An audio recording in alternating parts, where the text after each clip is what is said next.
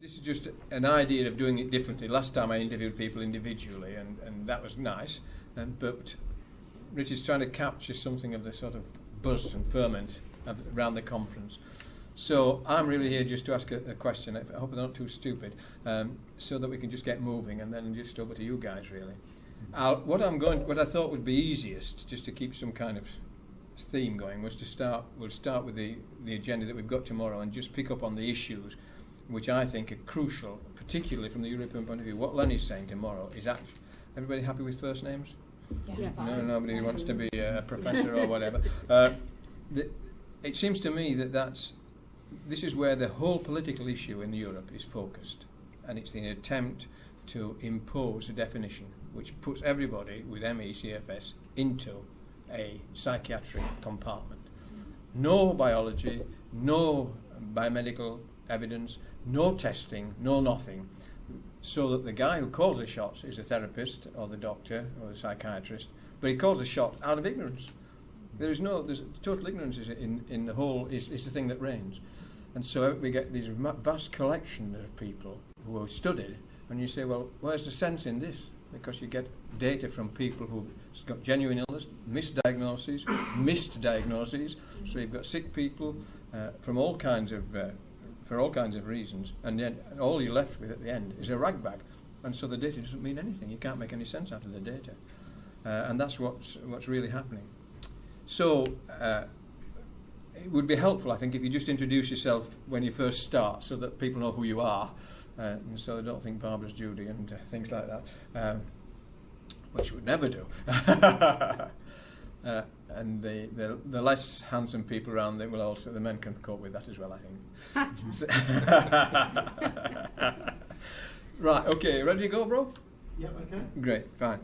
Well, Lenny, perhaps you would like to just say something first of all about what you were saying about these definitions and the way it stigmatises patients, because how many of our patients are stigmatised by this illness and by the view of it by many people in the medical profession. Well, certainly I think by you folks calling it ME Yes. and not CFS, just that issue of name makes a difference. Right.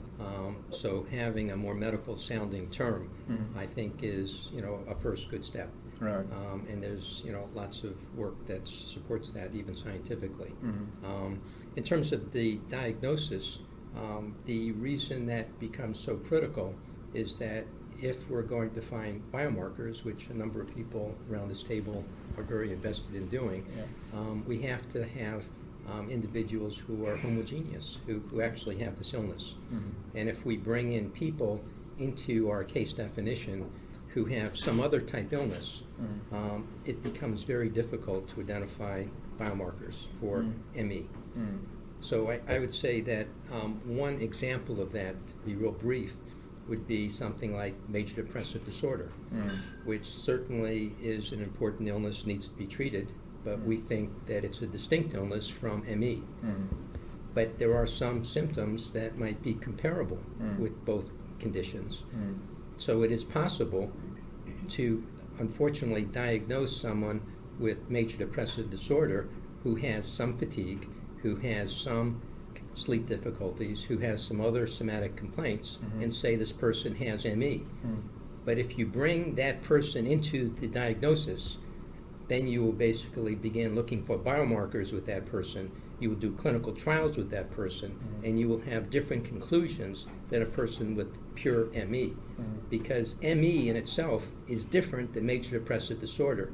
And if I could just real quickly give you your viewers and yourself kind of just that real easy way of differentiating them. A person with ME, if they said tomorrow, what would you do if you got well, they'd start making a list. They don't have self-reproach. The person with major depressive disorder, if they said, what would you do tomorrow if you were well, they would say, I don't know. And exercise also has very different reactions to these two groups. The person with major depressive disorder is actually going to feel better when they get more active. The person with ME, when they push themselves, that's one of the diagnostic markers, post-exertional malaise. So, to summarize, the current Fukuda criteria has cardinal symptoms in it, but they're not required.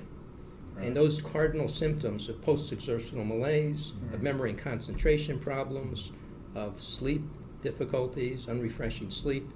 You do not have to have them, and you can still be diagnosed with a Fukuda criteria. Yeah.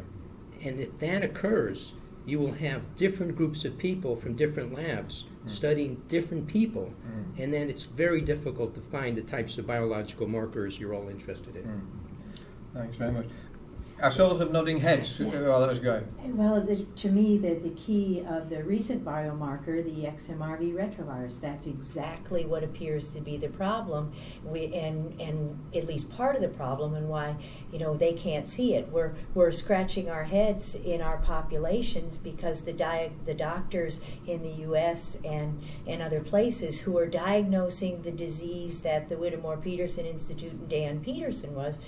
It's homogeneous, and that's what allowed us to discover that biomarker, because we could separate it from the noise. And we had set up the biobank with that diagnosis and with people from around the world coming into the study. So it wasn't a Nevada thing at all when we uncoded it. And the people had exactly, and the biomarker was just there in essentially 100% of the cases. And when the other studies started coming out, we just couldn't understand it, because it's so clear when you diagnose, the way that the Dr. Cheney, Dr. Bell, Dr. Peterson, Nancy Klimas, it's so clear in those cohorts that it was almost a complete surprise to us why they couldn't find it. And if you talk to the clinicians that are, and myself included, that use the case definition, I think you will find, and I've heard it over and over again in all the lectures I attend by my colleagues, if post-exertional malaise is not there, they don't make the diagnosis.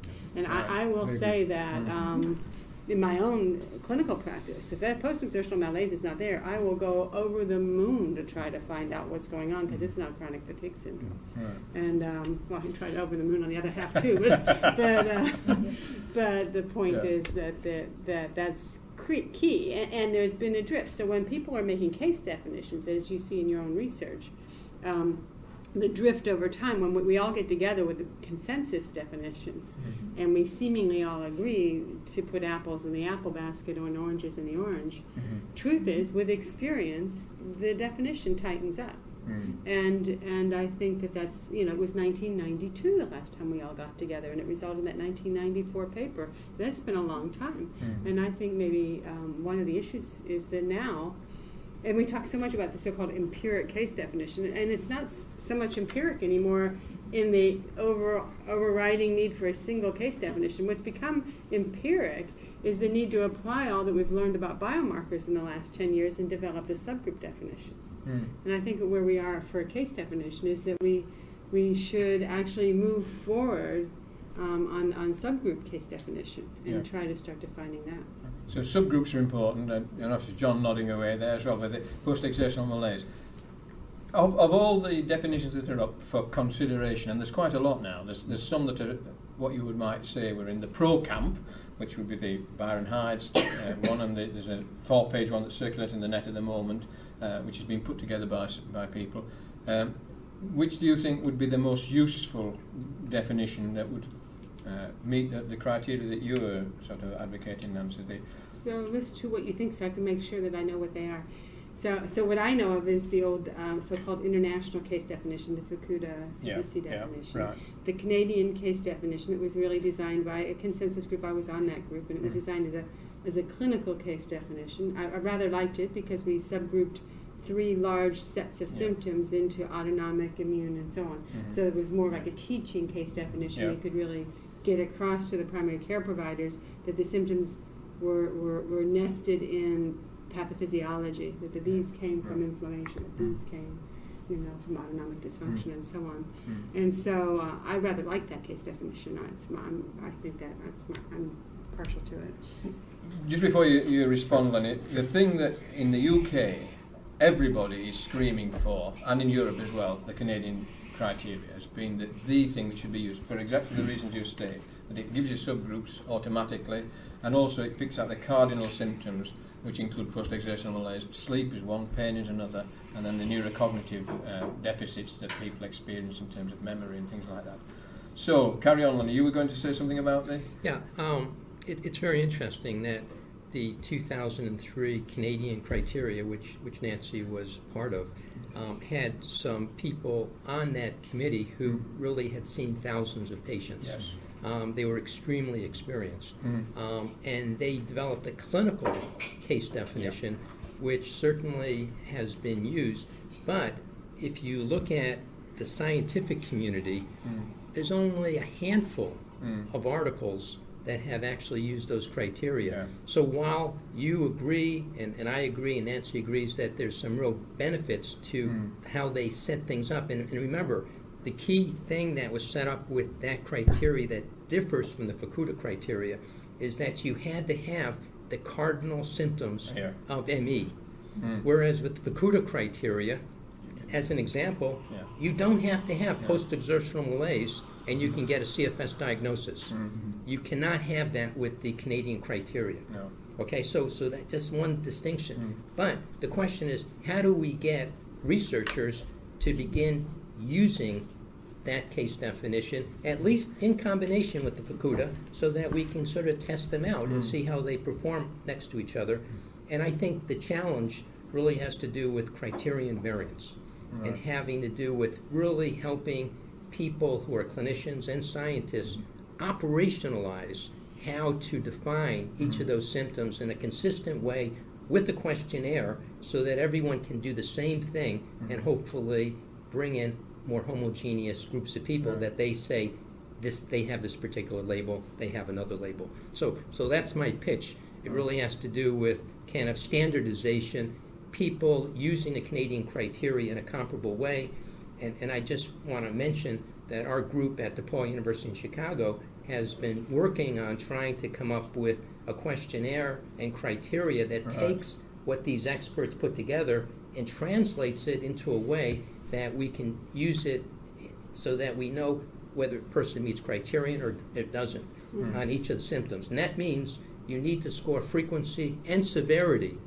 And actually, there's another whole dimension in that. We won't get into it now. But I'm just saying that you need to be specific to give people guidance. You have to have scoring rules so that people can actually use it in an easy way. Yeah. Well, thanks very much. The relationship of function to symptoms is interesting, and that is that you often see people when they expand their function, symptomatically they get worse, and the converse is true.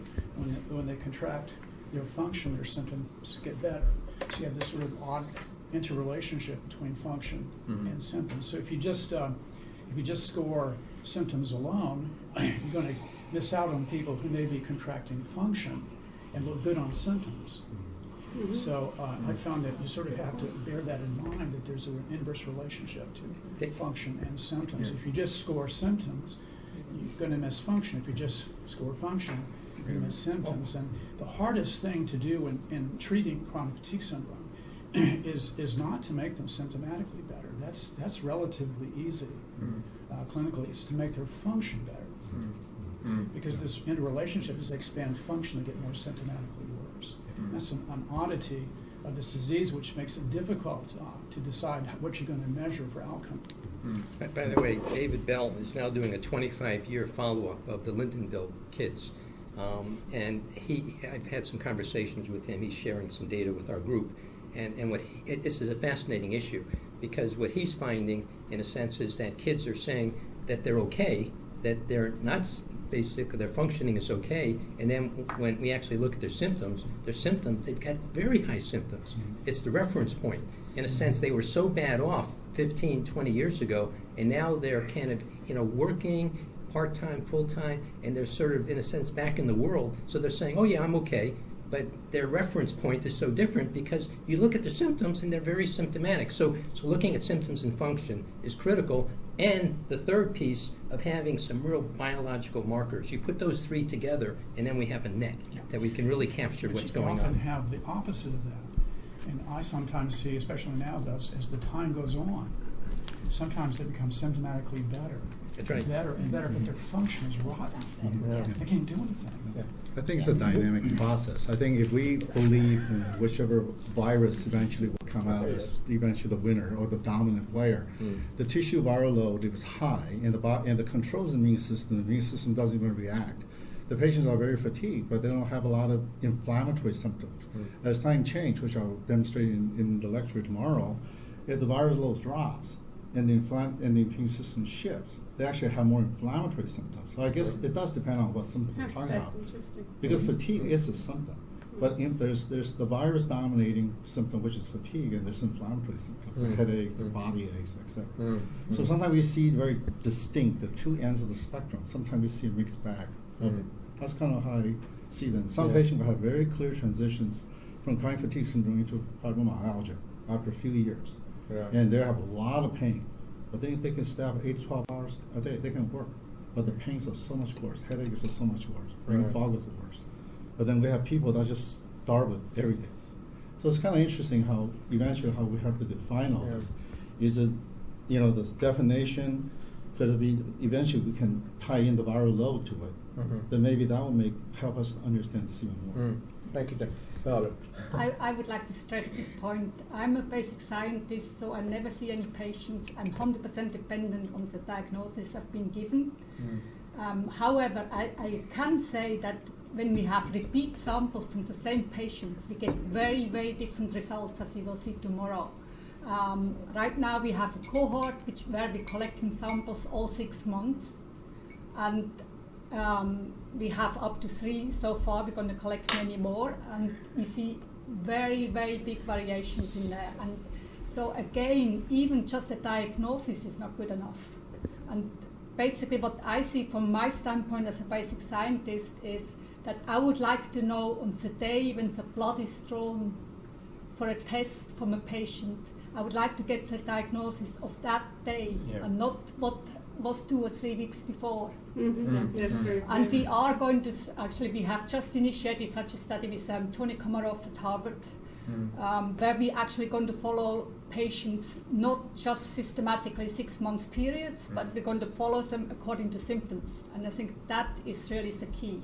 And as you will see tomorrow, even though I don't have those data yet, I can tell you that different individual patients go through very large fluctuations within 6 month periods. Oh, sure. Yeah. And so you basically can get any result. As a scientist, you can get any result. And I think we almost meaningless on this, and I think that it has to really, really be stressed, because I think that's part of the controversy why people have so different findings. Yeah, it's the argument against doing cross-sectional or single point-in-time studies in this population. We have a study going on called the Good Day, Bad Day study, which is for that very reason. To get in contact with you. Yeah. Here you are, you made it. Yeah, here we are, so we'll have that moment. But the point of that study is just that, to try to find biomarkers that track the severity of illness and predict partial recovery or relapse. And it's a fascinating, it's a real major challenge. But still, it's very exciting. And we have other studies where we're inducing relapse quite deliberately, using exercise as a exercise to kick off a mini relapse. Boy, is that fascinating. I think see some extraordinary stuff using gene expression. That was kind of what we were going to try to do with Tony Komarov, because it's very difficult to get the patients to basically coordinate the patients that they come in when they feel really, really sick. It's easy for them to come into the clinic when they feel a little bit better, but it really really is. have And samples. but I have found they won't squander a good day on my clinic. It's much easier for me to get a bad day than a good day. First, it induces a bad day to give them a clinic appointment, because by the time they get there, they're feeling pretty crummy. So I have plenty of bad day data. And the good day data, I'm having to go out and chase them down with my nurse running around town hunting for them on their good day. So just think about that variability we're talking about. For some people, as Nancy has suggested, getting to the appointment could be a tremendous exercise challenge that you now have them in an exercise post-exertional state when you're collecting data. Another person has been brought to the clinic, has been in a wheelchair, and has had every effort made Right. not to exert themselves, so that the preparatory piece before that sampling probably is Absolutely. critical, Yeah. because this is a post-exertional malaise issue, Yeah. and we've got to put that into our testing. Yeah. And there's nothing we scientists can do if we can't rely on this essential diagnosis from the Yeah, MDs. yeah. And that's one of the strengths of our study over the last 2 years in the science paper, is that what was edited out so that it wasn't quite clear is these weren't single patients on a single time point at just a piece of DNA. They were patients that came into Dan, maybe 5-6 times over the course of the 2 to 3 years, and those samples were all compared to each other, so we knew in a given individual you could see a virus. And interestingly enough, as John just mentioned, the cytokine inflammatory signature, when it was high, the virus was more difficult to isolate or detect, and when it was lower, it was sometimes easier to see the virus. Yes, So we had said out of That's very 101 patients and not 101 samples, and sometimes I said, we've got a longitudinal thing we can compare. Dan took careful notes. We entered all those data into the database when the patient saw, so we can go back and correlate all of those clinical data now and once we have where we need to develop, we're very close to a very sensitive viral load test, and we've got our signature test up and running and an immune profile by flow cytometry, so we can compare the exact viral load, the antibodies present, the immune prototype, because we have the cells. They're there, they're frozen, they're not just DNA, RNA, or protein, so we can look at those and the data in the database and make those important correlations, and of course we will. It just takes time and energy, so I think this is very it's very important. important. The variability of function in ME patients is notorious. It's well known, except no one believes it when they say to the doctor, I feel okay today, but yesterday I felt absolutely dreadful. Oh no, it's all in the mind. So we do give hostages to fortune in that way, but it does seem to me this is a very crucial point about the variability, and also for the clinician who's faced with a patient who walks into his surgery and says, "I'm not very well." Oh, I'll take a blood sample, and it might be a virus. Assuming we've got viral screening facilities available, which we are losing in the UK, the lab facilities aren't available. But even if he gets that facilities, he could be getting something that's very misleading. There's no excessive virus present, or there's no virus present at all, and yet he's not measured the cytokines, so he's missed the fact that this person is in considerable flux with his inflammatory response. And inflammation, well, it's an encephalitis, isn't it? So that's what it tells me. Well, and I think from a perspective, watching the patient, that variability is actually very evident in any single day. So you're really talking about variability in 24 hours, but sometimes from hour to hour, where there's some energy, maybe a good period for 2 hours, and then they're flat, and then they're okay for an hour. That is even more disturbing and more difficult to deal with, because the patient will try to back off a little bit and think maybe this is going to be helpful. And no matter what they do, they really can't figure out what it is that is causing this particular stress at that time. And that makes it very frustrating for the patient. Yeah. It makes it very frustrating. So I can also say that in terms of going to the doctors, they don't go when they're at their sickest, and they do not go when they are their most well. So you're getting the patient who's feeling crummy, and that's when they come in. But Judy had described a little bit, and maybe she can tell you how difficult it's been to come up with an accurate, sensitive test for the very reason we're talking about, that virus is cycling on and off, and at times it's really difficult. And we know nothing about the immune response to the virus, so we're developing a multi-protein serological assay right now in a plate format, and my colleague Rachel Bagney at the NCI, who's doing all this work, is just going crazy, because we always take the patients, Andrea, for example, we always take Andrea on any given day. You can see antibodies to 4 different proteins. You have no idea what immune complexes are preventing you from detecting the virus. You have no idea whether those antibodies are neutralizing, whether you might not see it a different way. It's just,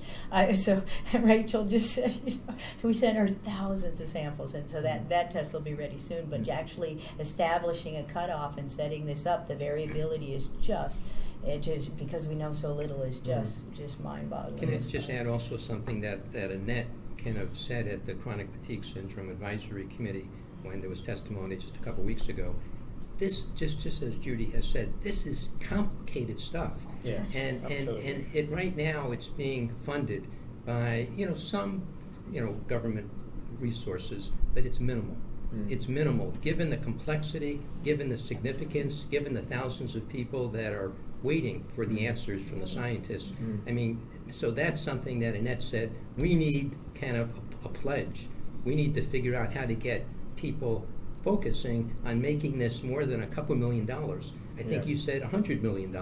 I mean, that's beginning. Hep C is at 93 million, and I'm looking at the number of people that are impacted by that disease and the number of people that are impacted by this disease, and it makes no sense to leave the funding at $4 million for the millions and millions of people. We have got to address. In other words, the science is important, but people like yourself and other activists, we have to figure out a way of getting more resources to bear on this illness because of the complexity. And if we find some of these puzzles and able to get this mystery unraveled, it has such implications for a host of some of the most difficult illnesses that Western medicine is trying to figure out. So we become we're people allies for the scientific community if they could give us more resources. Yes, and that's an enormously important point. In the UK, all ME research is privately funded.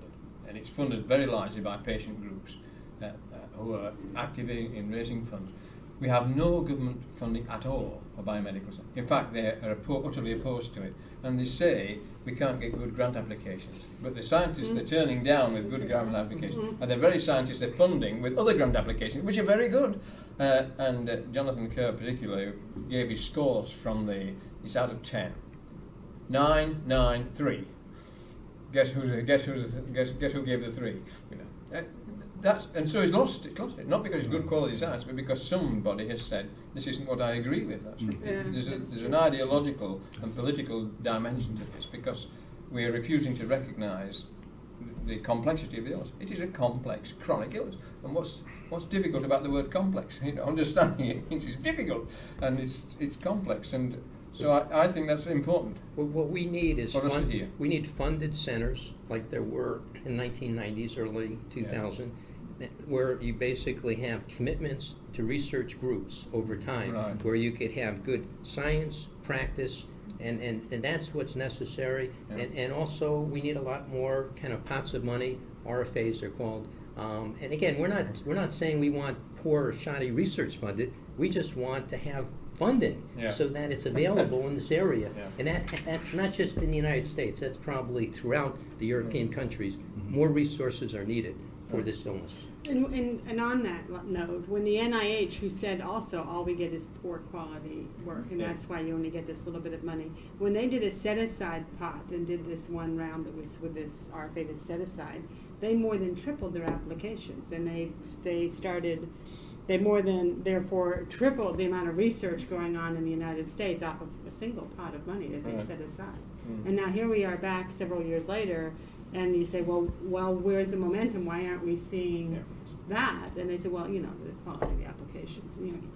As a reviewer, I've reviewed MRC applications many, many times, and I might be some of those 9s that you hear going around because you have fabulous scientists in this country, and it's a shame that they're not being funded. Thank you. Well, that's great to hear. Can we just move around to the biomarkers everybody's been talking about? If you're going to put your money in a biomarker, do you think we've got one? Do you think we've got one that close to getting one, or are we still sort of trying to work out which is the best one? I'd like to propose a biomarker. There's a tendency over the years to split this disease, split it into various biological markers, split it into various clinical markers, whether that be symptoms or function. And what I've observed is that I've always asked the question, is there something that they all have as opposed to something that only some have some of the time? And what they all appear to have is they're highly toxic to the administration of oxygen, virtually without exception. And you can see it clinically expressed if you just apply oxygen. You can see it on echocardiography in a very dramatic way. And looking further at the deeper aspects of that, it appears that they're unstable to redox shifting. They have no stability in the redox state. And you can actually quantitate this, and you'll find that those who have the greatest instability in redox movement are the sickest. And as they get better, this redox slowly passes toward normal. So I would suggest that my favorite biomarker, I'll just simply call it redox instability, and it's very demonstrated. How do you measure on that? echocardiography. It's fantastically and easily demonstrated in every single case. But how do you do it? What's the procedure? Well, you have to interrogate an interval in milliseconds between aortic closure and Oh, you're mitral using opening. an echo. Yeah, echocardiography. Okay. And in that so-called IVRT interval is couched the free energy of the system, because in that millisecond time frame, the myocardial cell uses all available free energy to pump free calcium out, so the myofibrils will relax. So you're actually interrogating the free energy available in the system in real time in each individual person. Then once you have this measurement, it takes a while to learn how to measure it with a small variance, but it's taken us several years to learn how to do that. But once you can measure it, then you can interrogate the patient in real time. It's like pinging them with various interrogations and watching this IVRT either swing wider, which means a loss of energy, free energy, or swing narrower, means a gain in free energy. And that movement, positive, negative, is huge in these patients. In normals, it doesn't move. No matter how you ping them, they don't move because there's tremendous redox stability. But I would say that in searching for a biomarker, I think you first have to say what do we need out of a biomarker, and that's very interesting. But obviously, even in your expert hands, it's been difficult to get the method down where it could be widely available and interpreted correctly. Can you imagine just sending patients out for that measure to a cardiologist somewhere and getting anything? I don't think we get it, even though it might be brilliant. I think it's difficult. I think we'll start out with, do we need to be lumpers or splitters? Do we need a single biomarker that circles the group, or do we need to have well-defined subgroups? And it depends on the reason why you need it. It's not that difficult when you just apply oxygen. Their response to oxygen is so dramatic and so powerful, that would be very easy to see. Well, I think it's interesting, and I think that that the research. If you can't control your redox state, you can have a hell of a time with oxygen. A number But of again, patients, that would just measure a very particular point in a patient's disease cycle. It go doesn't up and vary down, in I terms see. of presence or absence. It's always there. It only varies as to how severe it In is. all patients? Yes. have you ever done this in a hyperbaric chamber? Because none of those patients actually, maybe this is the dichotomy of this whole issue, is that those patients actually feel better after hyperbaric oxygen. No, they don't. If you ask them how they feel when they first get in there, they'll often have an anxiety attack. And anxiety is an expression of this redox instability. I think there have been a couple hyperbaric oxygen studies over the years. They were all phase 1s. I don't recall that they went very well. I think they went rather badly. They do not do very well as a group. Have you ever been in the diving chamber? It's I an would be, experience. I was in the Navy. I've been in the diving chamber. It's a pretty interesting experience. you be a little claustrophobic. Yeah. Actually, on But- another note, but- some of these patients, when you administer oxygen, actually narcose right in front of you. You apply 4 liters and they stop breathing and become unconscious. You have to rip the nasal oxygen off, or they become unconscious. We see that in about 2 to 3%. That's a narrow range, obviously, of that kind of response. On the other side, you'll see people hyperventilate on oxygen, and then there's all this sort of grading of their responses clinically. But what is always the same is that their IVRT and administering oxygen will explode. 10%, 20%, I've seen it, which is easy to see. Can I just sort of, and again, this is really fascinating. Ultimately, I think we're going to probably have several kind of biomarkers, as Nancy said, and we're going to standardize them, and we're going to get a consensus as to which are the ones that we want people in different research labs to be using, and that really sounds like a promising one. But because we have the authors of the science paper here that has received so much attention, I think we would be great to hear Judy and Ned's thoughts kind of about the retrovirus. Obviously, at best, I think XMRV is going to be a good biomarker for a subgroup, and we think, of course, a very large subgroup of what you're following. We do know and work with Paul that that biomarker follows that the redox changes in small studies that we've done, and it may actually indicate the entire body viral load or viral reservoirs. If you couldn't detect virus in the plasma, it might be a clinical indicator, and of course that's what retroviruses do, is alter redox is one of the major things that is an issue, so that could be useful. My research and my work in cancer for decades, where we used to look for a biomarker, it's not going to be one thing. You want to look for a panel of biomarkers that allow you, because for instance, as we talk about XMRV in prostate cancer, I haven't been able to get through to the cancer community. Just like we were talking about in getting a firm diagnosis, every man that lives long enough will get prostate cancer somewhere in some cells. But how to predict, when you do a biopsy right now, you will find prostate cancer. How to predict who's indolent disease and who's dying from that disease at 50 is what they don't have in the field. So XMRV as a biomarker of a subtype of prostate cancer. And so as they look in everybody that comes into the Cleveland Clinic, for example, that's 5%. And so they're thinking, well, that's not a big deal in prostate cancer of the millions of men who have it. But when Frank Rossetti did an experiment a few months ago at the National Cancer Institute, he looked at a group of patients who came, maybe 100 patients, to the NIH Clinical Center. And who goes there? The sickest of the sick, the people who are young, aggressive cancers, not the one your country doctor can handle. That's like, and so what did he find there? 50%. And so you need to think about getting the patient population. Prostate cancer is heterogeneous disease. CFS is a heterogeneous disease. So a biomarkers and a panel of biomarkers of subgroups is, we should learn from cancer as I have, and even though I've left the field, is everybody's looking for one biomarker.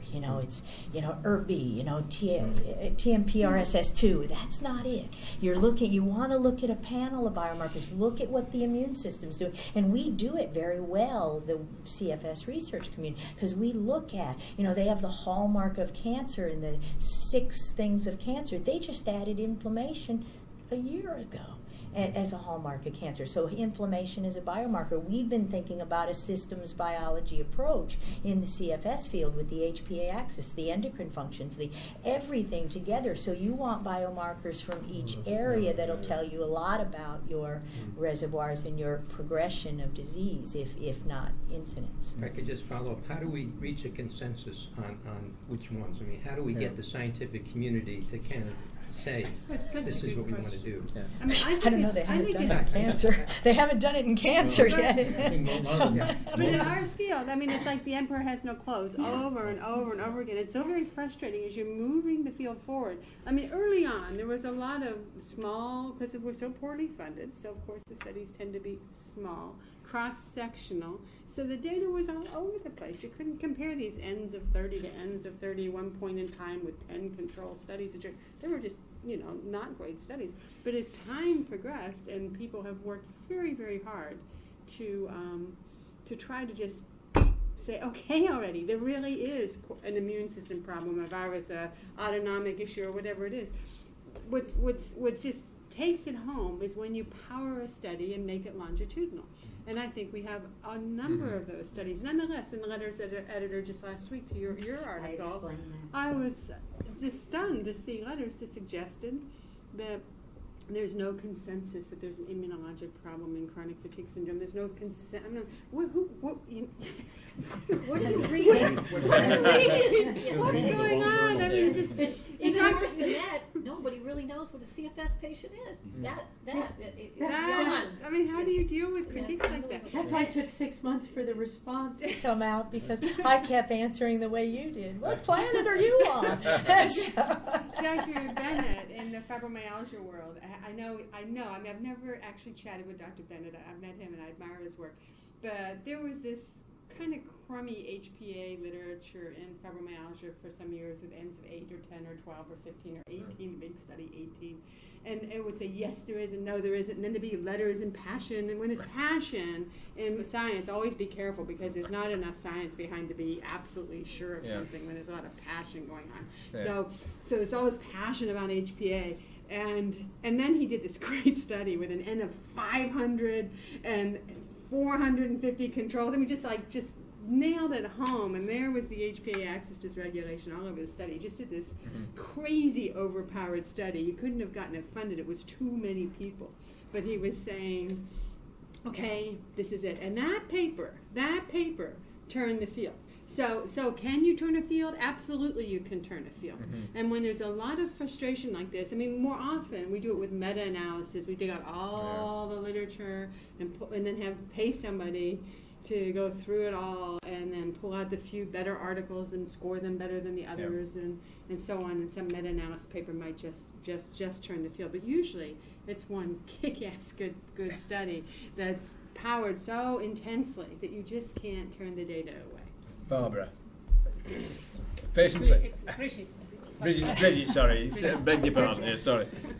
Okay, I want to put in a word of caution about XMRV and chronic fatigue syndrome. I know this is going to be very unpopular, but I have spent the last 6 months looking in this very extensively, and I have to say it has been an incredible roller coaster, up and down and up and down.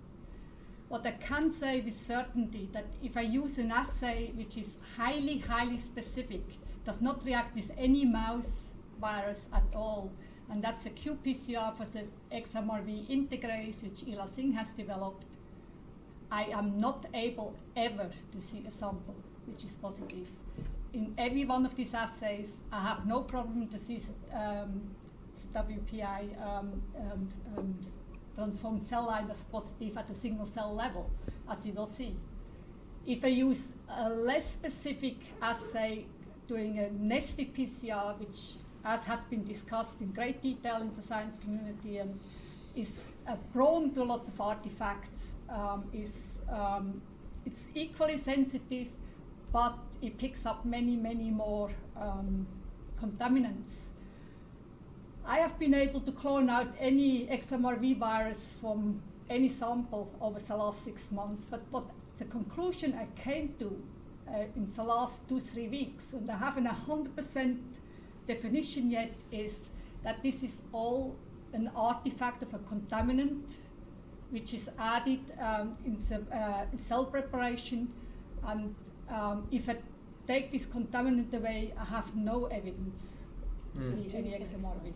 You can explain that. I mean, it's clearly you don't. I isolated virus from 100 people and sequenced it. It's XMRV. It's not a contaminant. But you have the same virus. It is not the same We've virus. We've gotten your virus out too. We have actually got that.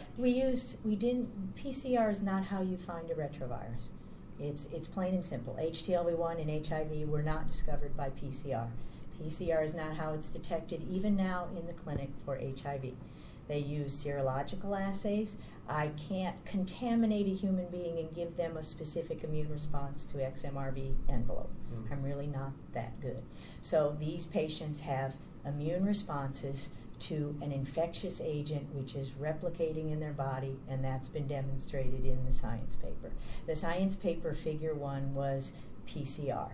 we didn't do figure 1 after January of last year, and developed 5 other methods using antibodies, very specific. They were competed out. They were very specific. These data were reviewed. All of the sequences were put into a phylogenetic analysis where it was clearly shown not to be a mouse contaminant. That is why the paper was accepted. It was clearly shown to be an infectious virus. We have particles from every person. They're sequenced. They are not all exactly the same, showing it's not a contaminant that spread through the lab. There are 8 base pair differences in data from one patient to the. You can see the variation in the overall virus is not more than 1 or 2%, and that's very interesting when you think about how the virus got into the human species.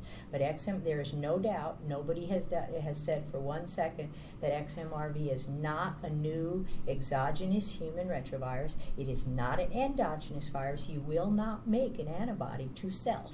So it is not an endogenous human virus. It is not a mouse virus. You don't have an immune response to pieces and parts of mouse viruses. That's not how it works in your immune system, and that is why the paper was published. It had little to do with PCR, because PCR is a screening tool, and it's not a tool by which you would isolate or show an infectious virus to be associated with a disease. In fact, infectious and XMRV has never been isolated from a prostate cancer patient because they were only looking at tissues. So they're only looking at sequences and pieces and parts. So that's not been published, and yet the association with prostate cancer and and XMRV has said to be a lot stronger than that with CFS, and that's absolutely not true. We have a very sound, the association of XMRV with CFS is not unraveling. It is firm, it is solid. We have not only detected but isolated virus now from at least 600 patients worldwide. Other investigators, when they use multiple techniques, not highly sensitive and specific PCR, don't underestimate the variation, and I will show you data tomorrow, in the envelopes of these viruses. The PCRs where you look at highly conserved genes like integrase, they're not going to tell you the pathogenesis. You need to look at the envelope. You need to be a retrovirologist and look at the virus and what it's telling you about the disease. It's not widely known, but HIV causes a dementia that is specific to differences in envelope sequences of HIV that are distinct from any kind of an immune deficiency. So same thing with HTLV1. There's an HTLV1 associated myelopathy, a neurological disease that's associated with envelope. So with these data will come out, and when people aren't simply screening DNA and looking, but they're actually isolating viruses from patients and using the kind of techniques that we're developing and sending around the world, we want people to be successful. We want to standardize. We recognize, one thing we have to recognize is a first paper for the first description of an exogenous new human retrovirus, now only 3 in the human population. With HTLV1, it was 2 patients. With HIV, it was 1 patient. The disease association didn't come from a lot longer, and we did not make that claim. We said, here it is. It's there. We detected it. This is how we detected it. We showed it's infectious and secondarily transmissible. And that was the point of the paper. And oh, by the way, 10 million Americans might be infected. But that's the point is, you can't make an association and satisfy any kind of Koch's postulates or today's Hill's criteria unless you can isolate the agent from the sick people and not from, the unsick people. So it's a start. We're not saying it's everything, but it's clearly there. There are clearly going to be differences in disease population. That's very clear, as we just discussed, with what Dan's diagnostic acumen allowed us to pull it out of the noise where where, I mean, equally competent, wonderful scientists weren't allowed to do that. We go to similar diagnostic acumen of Dr. Cheney is seeing 85% in his patient population. And these are, and so it's as you're diagnosing and getting the noise out of the system and using the every multiple technology available, we will find the virus. So I don't think for a second it's unraveling, and I look forward to helping everyone and trying to, we do need to understand this is a great biomarker for where it is and where it's not, and it's equally important where it's not as where it is. I mean, I have to say XMRV is very interesting work. Just like you pointed out, HIV was found in one patient, but one patient in two different laboratories, Blue Mountaineer and Gallows Lab. That moved the field forward because it was a devastating illness with a very clearly proven etiology. People suspected this virus, HIV, could destroy the T cells because by then, patients were already dying like flies. The T cells dropped like flies, basically dropped very low. So this actually fulfilled the pathogenesis like we've done.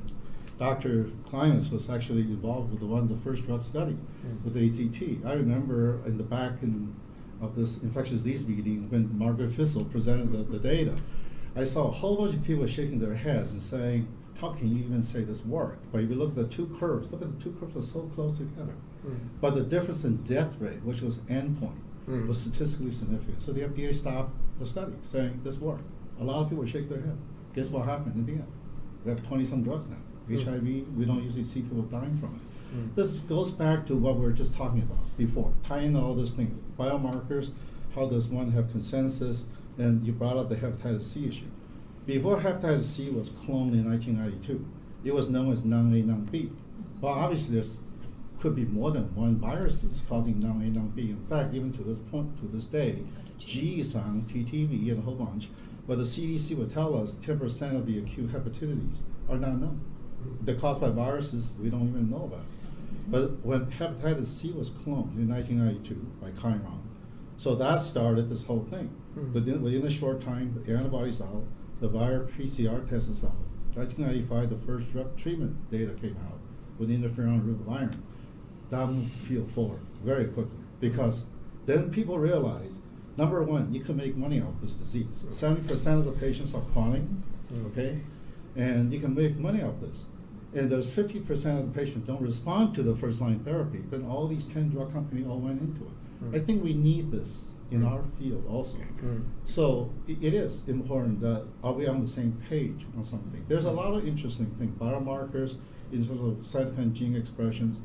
Is virus important? Is antivirus important? Is XMRV? Which one is dominating or they're helping each other to get the patient into that horrible state? Once we define that, I think we'll move on. Absolutely. We're not on the same page. Okay, I just want to make one more statement. Of course, I 100% agree if you can clone out the virus of a Not biological. clone, isolate. Isolate. Not clone, isolate. There's a big both. difference. Now, one's molecular piecing it together with an enzyme in the laboratory. The other is actually isolating it from a person, isolating it and showing it to be infectious. That's not molecular gimmickry. That's not clone. That's isolation of virus.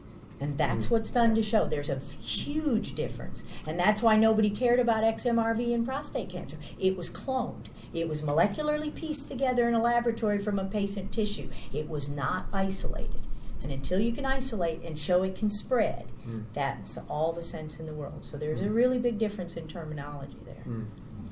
So basically what I was going to say is, of course, there is no contradiction. Once you have this virus and you can transmit it in vitro and you can make a cell line, obviously this virus exists, and I have no doubt that XMRV exists. That's not what I'm all about.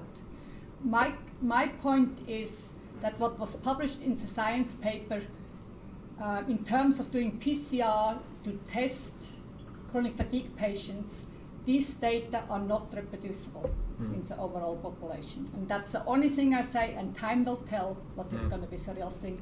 I also want to say it's absolutely easy for us to get all those sequences, including WPI, VP42 sequences from normal individuals equally as from chronic fatigue patients, but that's where we now actually think that comes from a contaminant. maybe you can explain to me, because so for XMRV, I think it's totally different. For HIV, of course, there's a large viral load in the blood. And the culture technique was the initial technique used to isolate the virus. But there's no doubt RNA PCR is much more sensitive. There's no doubt about that. But what we learned from the studies that and people like Brigitte are talking about, where they can find it, is what we learned from even the studies here in the UK. We said to ourselves, why can't they find it? Because in our paper, I will disagree that the PCR is not reproducible. Every bit of the data was reproduced in blinded samples in that study. But what the difference was is the patients and what we were looking at, whether it be the plasma or the white blood cells. So we assume, because our background is HTLV and HIV, that the white blood cells that we replicated in that paper, and we multiplied more retrovirus out of the provirus, can't replicate without the cell dividing and multiplying. So the provirus was 1 to 10 copies per 10 million cells. Can't do anything with that. And we assumed that was the reservoir. So when we saw the negative studies, we did a very simple experiment, and simply when we started culturing the cells and multiplying the cells, we added AZT so the retrovirus couldn't replicate, and we couldn't find it by PCR, saying it's the plasma and some tissue reservoir that is actually making high levels of the virus, and not the white blood cell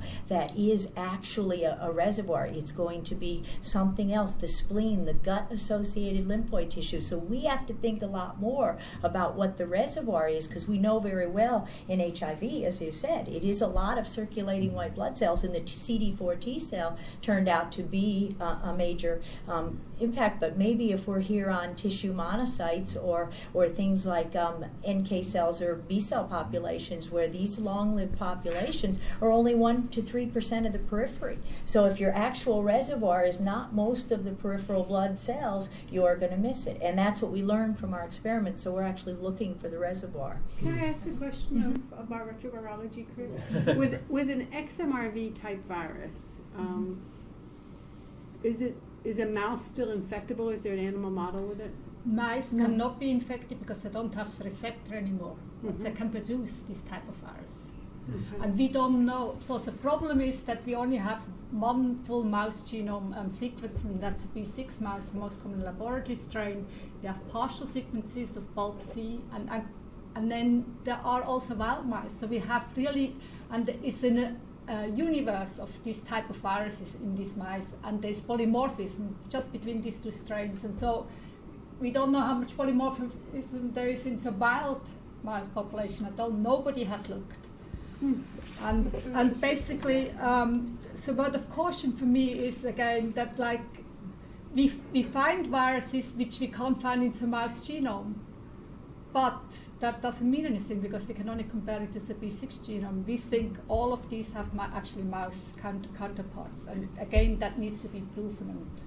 I'm just kind of wondering, like someone who's listening to this discussion, some of the viewers, when they hear something like, you've got 80% plus, kind of, I'd be interested, because that's a new finding I haven't heard, that I'd be interested in your, if you're willing to kind of discuss that. And then I'd like to kind of come back again. Viewers might say, well, gee, if you have 2/3 in a science paper finding something and in control a very small percentage, how do you get that distinction of such a large difference? So those are just, I'm just kind of thinking of viewers. They might want to kind of just hear your reactions to this. Well, I mean, just sorry, that's an incredibly high percentage. Do you mean what kind of patients did I see, or do you mean? Or are you surprised to find 85% positives coming back out of your population? Not at all. I've been involved in looking for retroviruses since 1985.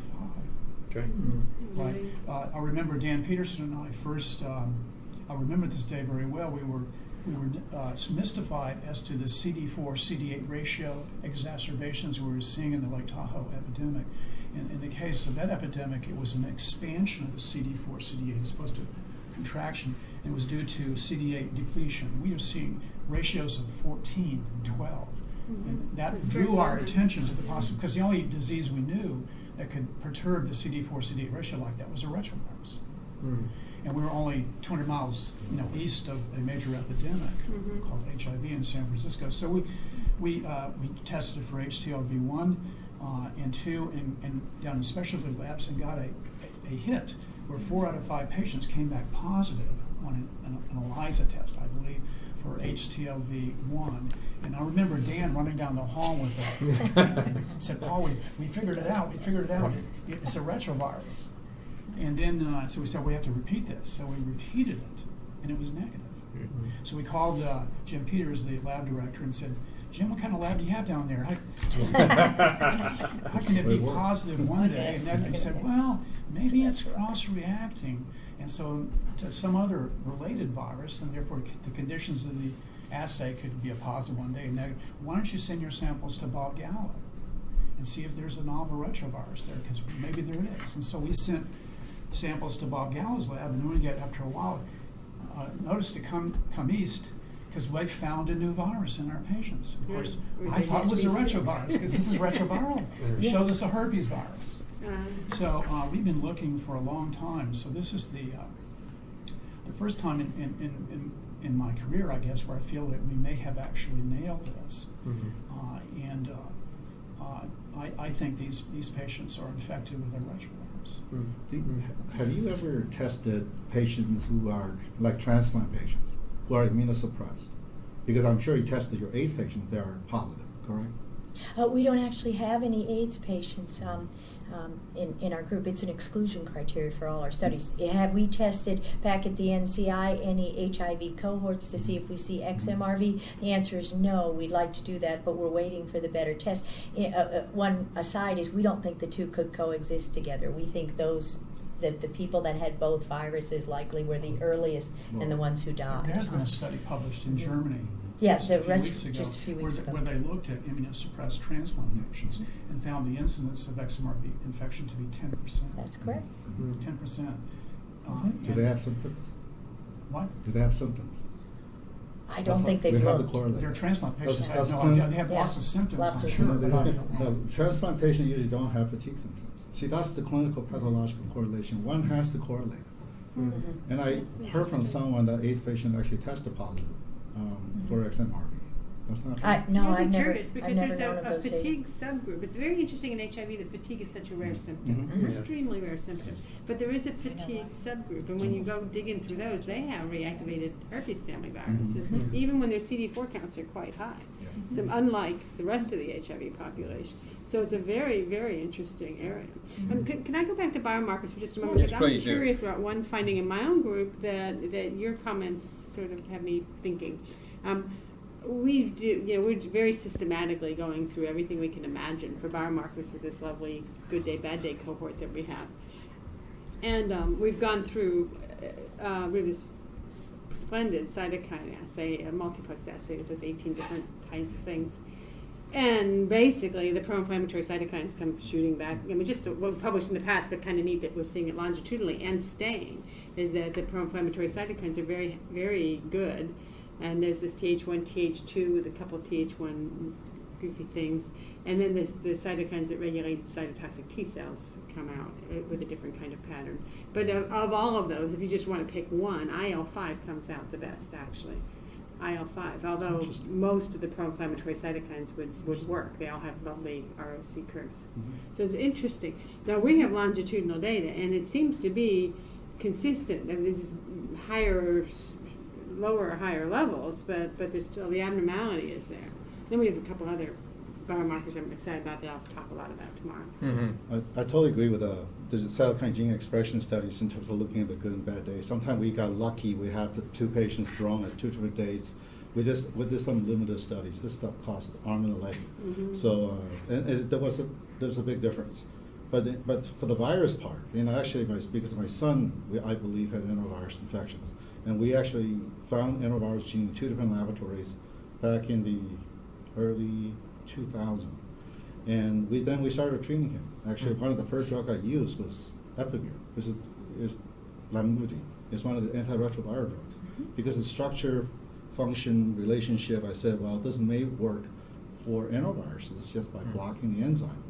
Then we treated him with interferon. Every step of the way, he got better.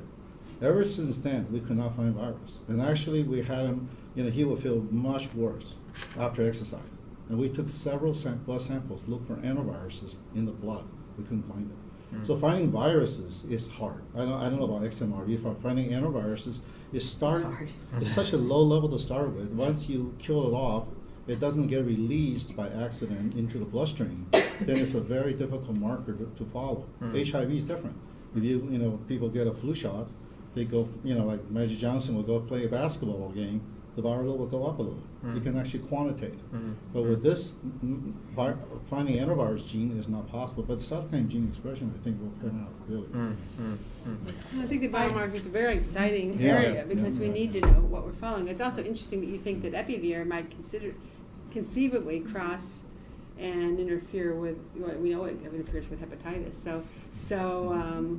So when we are looking, if there are antiretroviral trials come out in the near future for evidence of improvement, saying absolutely then that retrovirus was there, it may not say that. It might say, hey, they suppressed an important virus, and then we still have to go back to see what viruses it could have suppressed. But if we can show success with day treatment, then things are going to move a lot faster. Yeah.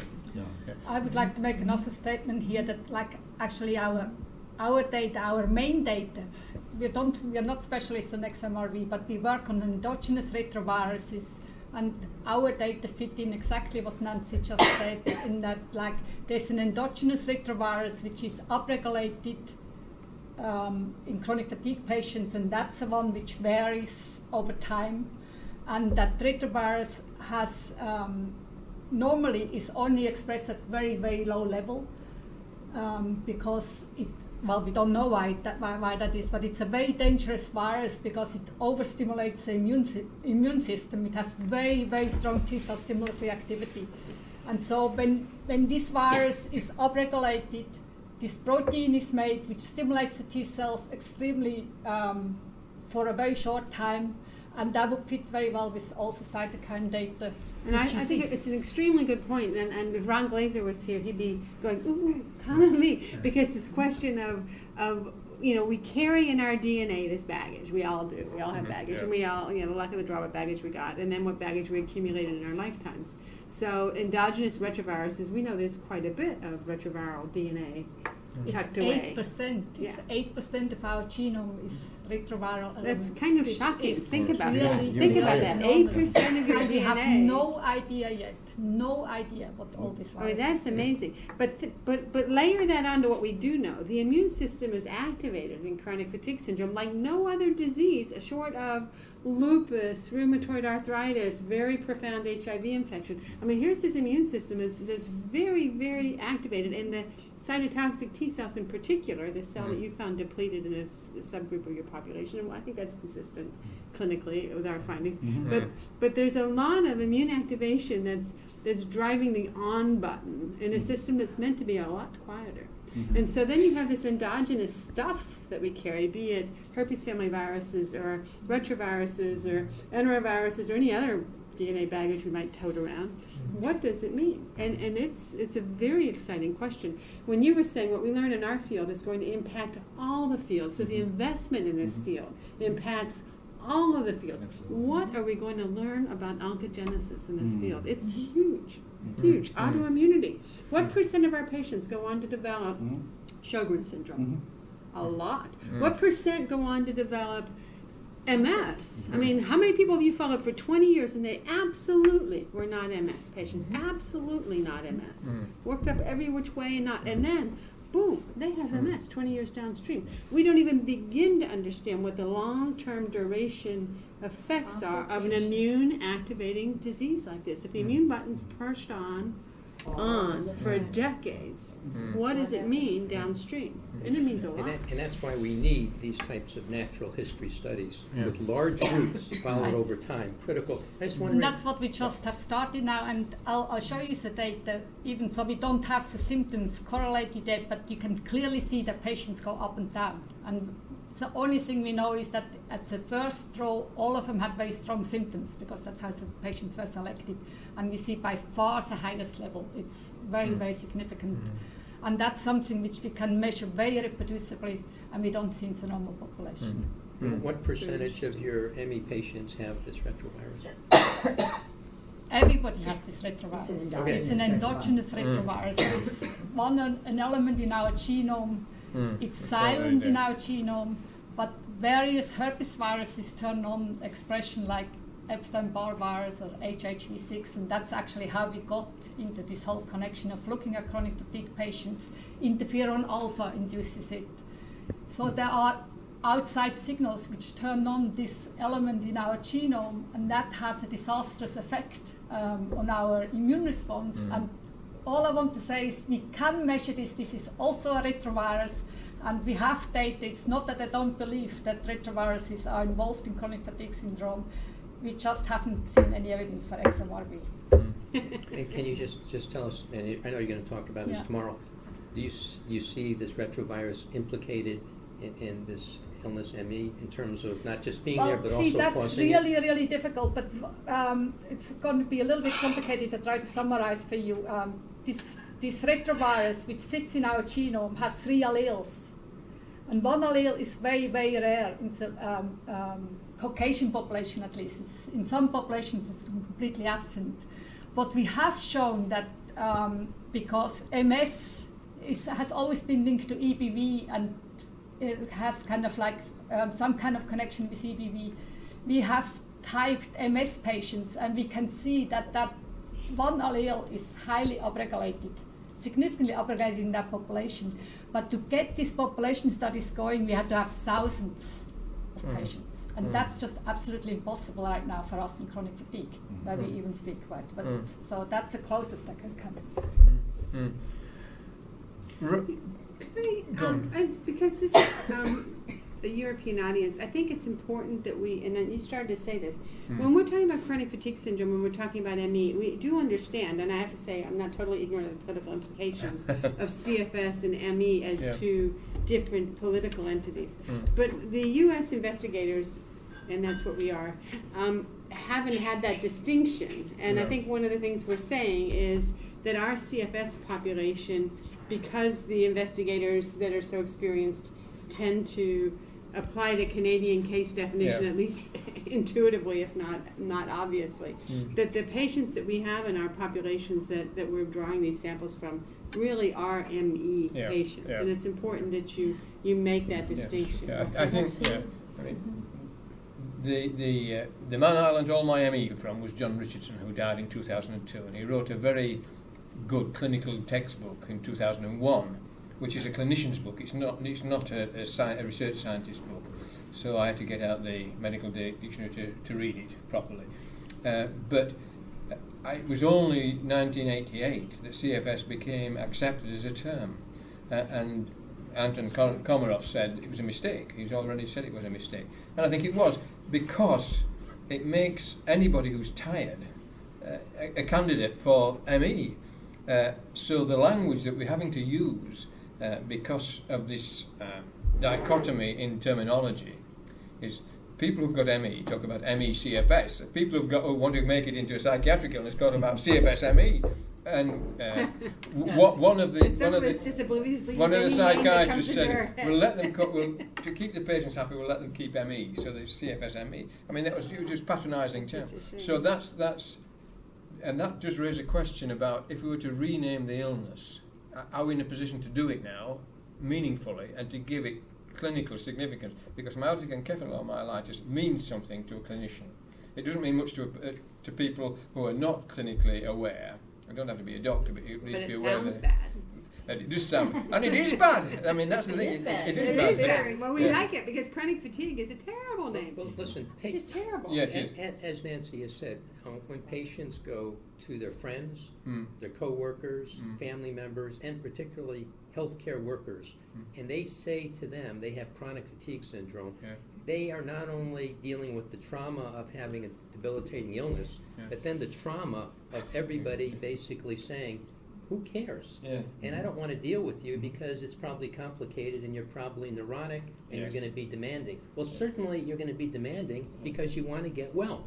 And we don't get paid for it, right? So the point is, this term is something that's a problem. But let me just kind of also bridge back to what Nancy was saying, and that is, how are we using this case definition? They really complement each other so well, the name and the case definition.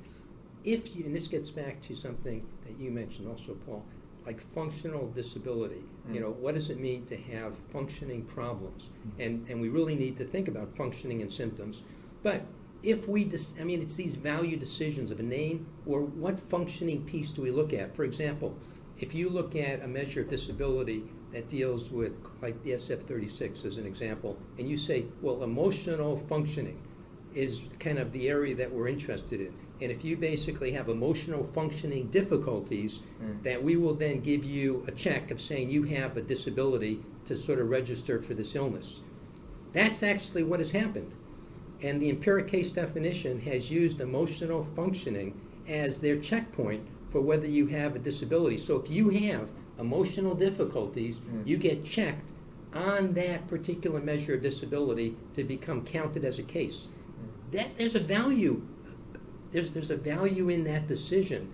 And then that's why we as a group have to decide if functionality is important.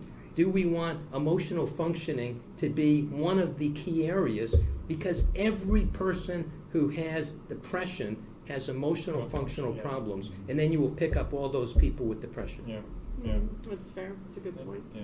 So we should be using the subscale as physical function when we use the SF-36. Actually, it's interesting. We just have done a literature review of all the SF scales that have compared kind of ME to something else, and that paper is under review right now. And there are certain subscales that actually differentiate groups pretty well. I might add that emotional functioning is not one of those. Yes. It's actually one of the worst. Yes. But one other thing that's interesting, that could come out of an organization like the European organization, and I was just thinking this as we're all talking. We have so much of this data on our computers and whatnot, and now we're in this era of data sharing. But we really don't have a place to do that. We don't have somebody who's in charge of the data in a server where you could go take it and dump your. I publish all my data, and it's tied to such a beautiful data set, and I only take the little pieces I'm interested in. And yet you would take my data and go, oh my God, Nancy, you collected everything. I use your instruments, so. You have all my data. Oh my God! But you did it, with all this immune data tied to it. So that would be a cool thing to look at, and so on. And so I think we could do a lot. And in asking, how do you turn a field? How do you convince people this field has the merit that's in it? One thing that would be very helpful would be a central place to keep our data, and some data keeper person whose job it is. I mean, we would fundraise within an organization and say, hey, what would be merit? A server and a statistician and a data manager person to try to draw us all in together. And can I just, some of these questions that are coming forward about how do you build a large enough database so that we can all profit? Because we all want data that we believe in, but just think about just a small little issue of, this is a very microscopic issue of a larger issue of how you get reliability. Say something, you have a symptom. Do you kind of say your symptom today, your symptom last week, your symptom last month, the symptom last 6 months? Do you know that there's a whole literature about how you basically collect data on symptoms? And there's not one study that has looked at patients with ME across these different types of intervals. Isn't that amazing? I mean, don't we need to know that? And the reason you need to know that is because everybody is using different time frames. And would you believe that data is going to look different because of those different time frames? That's the consensus we need to get. That's the basic research that has to be done so that we can basically move this field forward.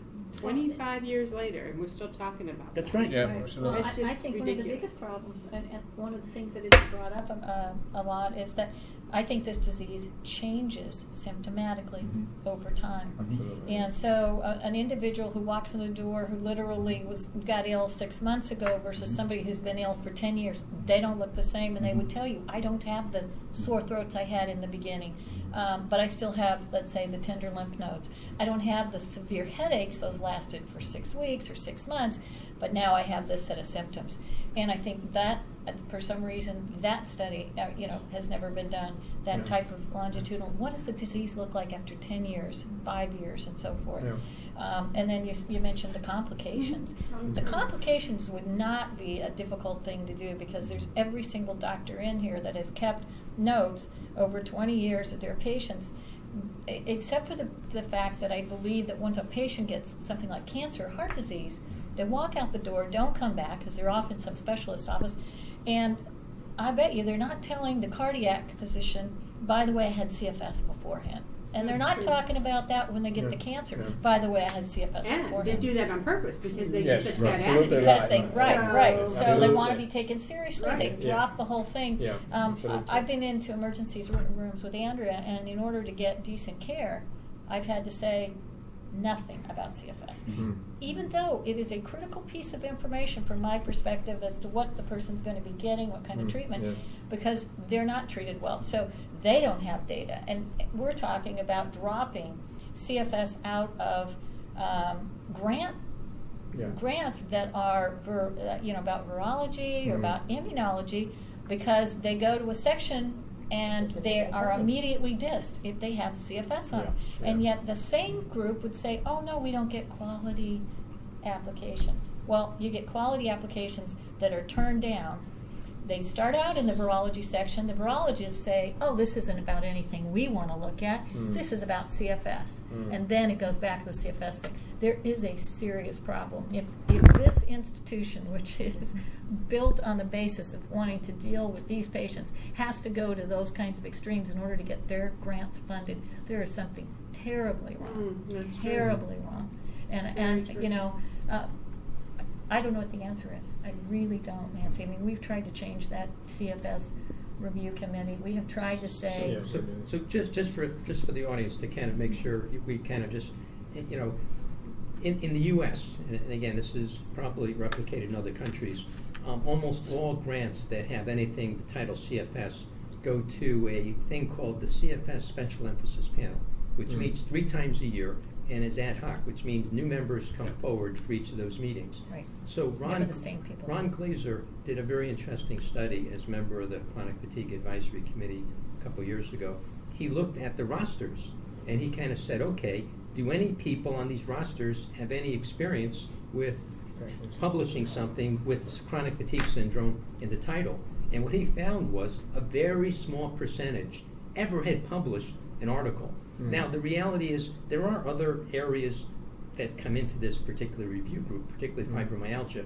But if you don't have the expertise on this review committee, right. so what Ron has said kind of privately and publicly to probably many of you is that, if there's not a virologist on this group, he's finished. And he has submitted grants to this review group, and he basically feels that he's been burned because of that. You've got to have the expertise on the review group. Yeah. So that's a very specific request, needs to be made, and that has to be some changes. So I did. I went to Washington, and I said, at the very least, is there any language that we can put congressionally into the congressional record that states, and it was done. I don't know that it ever filtered down to the review committee, and it simply states you must have someone on the panel with the expertise to review the grant before them.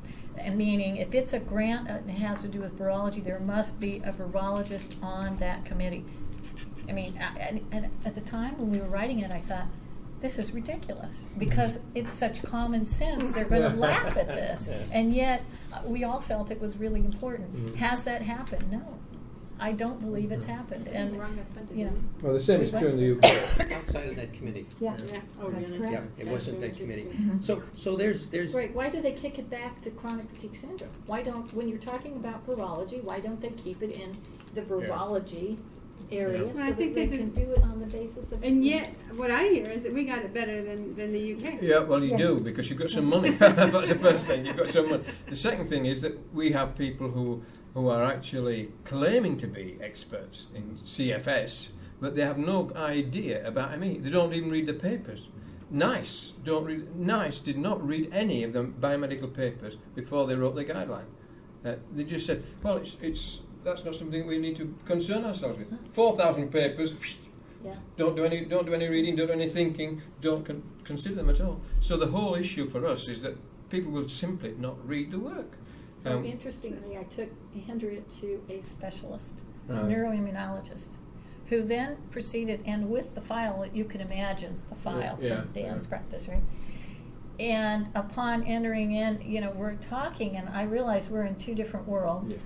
And I said, "Did you read the file?" And he said, "I didn't want to confuse the situation with the facts." Come on. Didn't open her file prior to our visit. That's amazing. I just recently opened a practice in Miami that's drawing a lot from actually the UK and Canada and other places where there's national healthcare systems where guidelines are being attended to. Yeah. I'm shocked. I mean, these patients that I have seen, one after another, only half have even come close to actually having ME or CFS. They just dismiss it. And I've had a woman that had at least a 4-year. If you had done the physical exam, you would have found it. Chronic infection that was so obvious that just needed antibiotics. And then there was just one after another, and I'm stunned by at least attending to the rule-outs. A patient here in the UK that had had a huge exposure to some horribly toxic stuff that required something so simple as a pulmonary function test. I mean, it was just so straightforward. It never had been ordered. So in our country, the problem is people get mad at their doctors. They can doctor shop, and you can fire your doctor and move on, and fire your doctor and move on. And so our patients might have seen, the records come in this bizarre way. The other thing that happened to me with the UK Canadian folks is when I write my ridiculously long letter, I get back this comment saying, "My doctor said it's too long and she won't read it unless you shorten it." Well, that's exactly right. Okay, so I rip off the last page and I the assessment and plan page. That's one page. I said, "Well, would they read that?" Yeah. Well, we have exactly the same issue with the Gulf War veterans. We had to condense the big 450-page report from the RAC on Gulf War vets in America to one page, so our medics would read it. They'll not read it if you give them more than one page. So we said, okay, we'll get it in one page, and we got it in one page. It's quite a masterpiece, really, but it didn't make it. They still didn't read it because they don't believe it. We don't believe it. No, we just don't believe it because they didn't read the data that came before it. No, they don't read anything. Came at the end. I mean, I just think, I thought to myself, what are these guys trained to do? They're trained in medicine 20 years back, and they're living on that legacy without any feeding in, and they're supposed to keep themselves up to date. But when you talk to them about things, your sort of work, or Jonathan Kerr's work on the genetics, or Len's work, or the XMRV, this is a new world, and they say we haven't time to think and read about it. Well, they haven't time to do good. They don't have time to do the medicine. That's really what they're saying. And time in medicine is a very big deal, Absolutely, and it's one of the biggest problems we have with our patients. And it's not so much, and it's terrible that they're not reading and not learning, and we haven't gotten in 25 years to the point where there's a module they could read and learn from. But I've got 5 minutes. I can't read a 5-page letter. I get to read this letter, or I get to see you. And next, and then there's no prep time. And medicine's really come down to time. Yeah, exactly. That's right. Do you have time to take care of your patients? It's interesting. Byron Hyde has said to me over the years that when he sees a patient, he needs that day and a half to really kind of understand what's going on. And again, it's like, how do we find the time to really, and it sounds like, some of you here certainly, create that time. You're creating this new kind of setting, WPI Institute. You're creating a new setting now, or have created it. I mean, we need to learn from what you folks are doing that's helping kind of really change how we are going to be treating, and certainly how both of you are working and have been working. But you are mavericks. You are not traditional medicine. Right. But we need to learn from you so that we can figure out how to make this available to more people. Well, and then if you can condense it, which is the whole point of having extensive evaluations, is to figure out what's absolutely critical to the evaluation and what is not so critical, so that when you're in a time press, you say to that individual, at the very least, this has to be done. But when you're talking about ruling out and how important that is, you have somebody who might have MS, who might have heart disease or something else, and you have a physician who says, no, I'm not interested in any of that. Here, it looks like you've got that and out the door. That's a terrible situation. And I mean, Nancy can speak to that better than I can, but I've seen it. In HIV, there were, at the beginning of time, we had a lot of time with our patients. They were complicated, they were sick, they were dying right in front of us. We had scheduled 45-minute appointments, and it took more. And eventually, in the States, of course, you have to argue with the third-party payers to get paid for your time. But we were successful, and there was a premium for seeing those high complex patients, which these patients are, chronic fatigue are. Yeah. And then they tried to take it away from the experts and said, okay, it's much cheaper to send it back to primary care. Do you remember that? There was a Yes. time when they all got shifted away. They started dying much faster. And someone did a study and showed that if you got shifted off to someone who had less expertise, that you were likely to die. And if you stayed with the experts, you were more likely to survive. And so the third-party payers were forced, actually, on a single paper, again, one little study, to show that that your survival outcomes were much better if you went back to the expert. And so we reverted back to the old system, and it turned out to be better for our patients. I think in chronic fatigue and ME, we're in the same situation. The first step was to develop expertise. There had to be experts somewhere that could train the other people. So we had to develop these centers, these expert centers, wherever they are. And even if they aren't government supported and they're done through personal passions, well, then that's where they start. But then the expertise starts there, and the training starts there, and the data sits there to show that that's the right way to do this kind of care. Then we get the buy-in, the government buy-in, that you have to train people up to this standard and let them be expert too.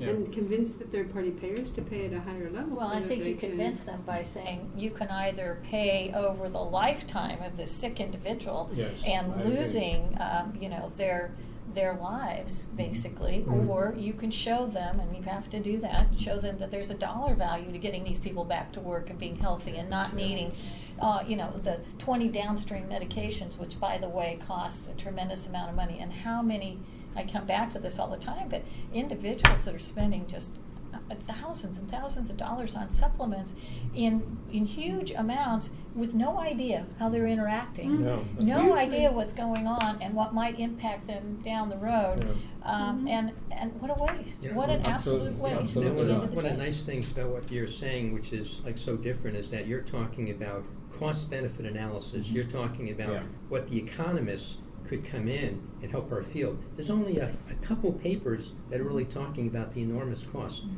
to this illness and what the benefits could be if we could figure out better than emergency care or the types of care that occur, and the expense of these patients who are out there. For you to do. So, and we're thinking about that. A great paper, because they listen to that when they talk about a $9 billion loss before medical care and a $4 million investment. I just look at those two numbers and go, does anybody get this? You put the money up front, and you also have people that are well. And what is the cost to the families?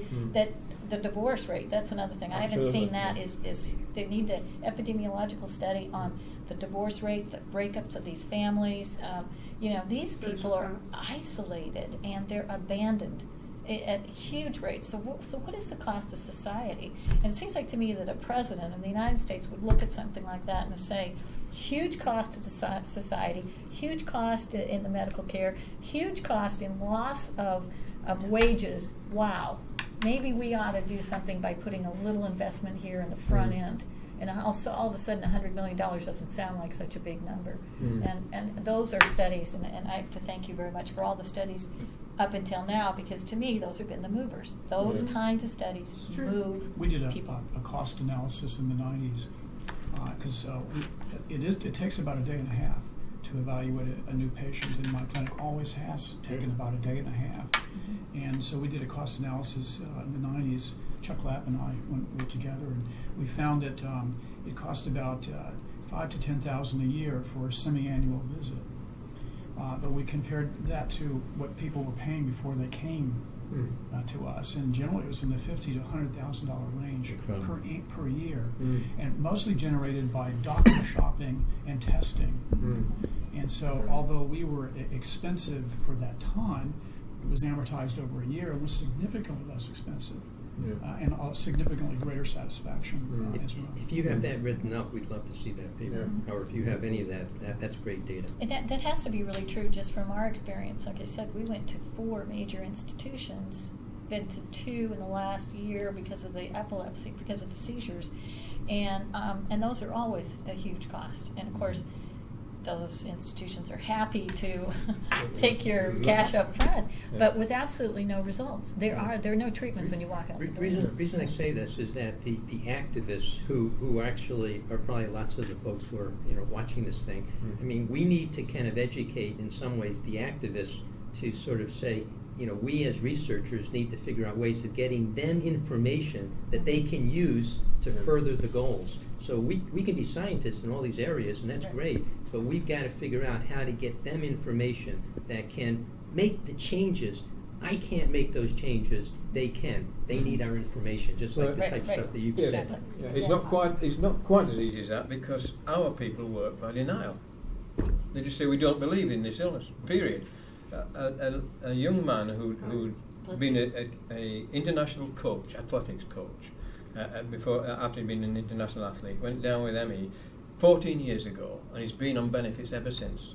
And he's had a letter from the Department of Pensions saying that he can no longer be supported by benefits because he's fit enough to work.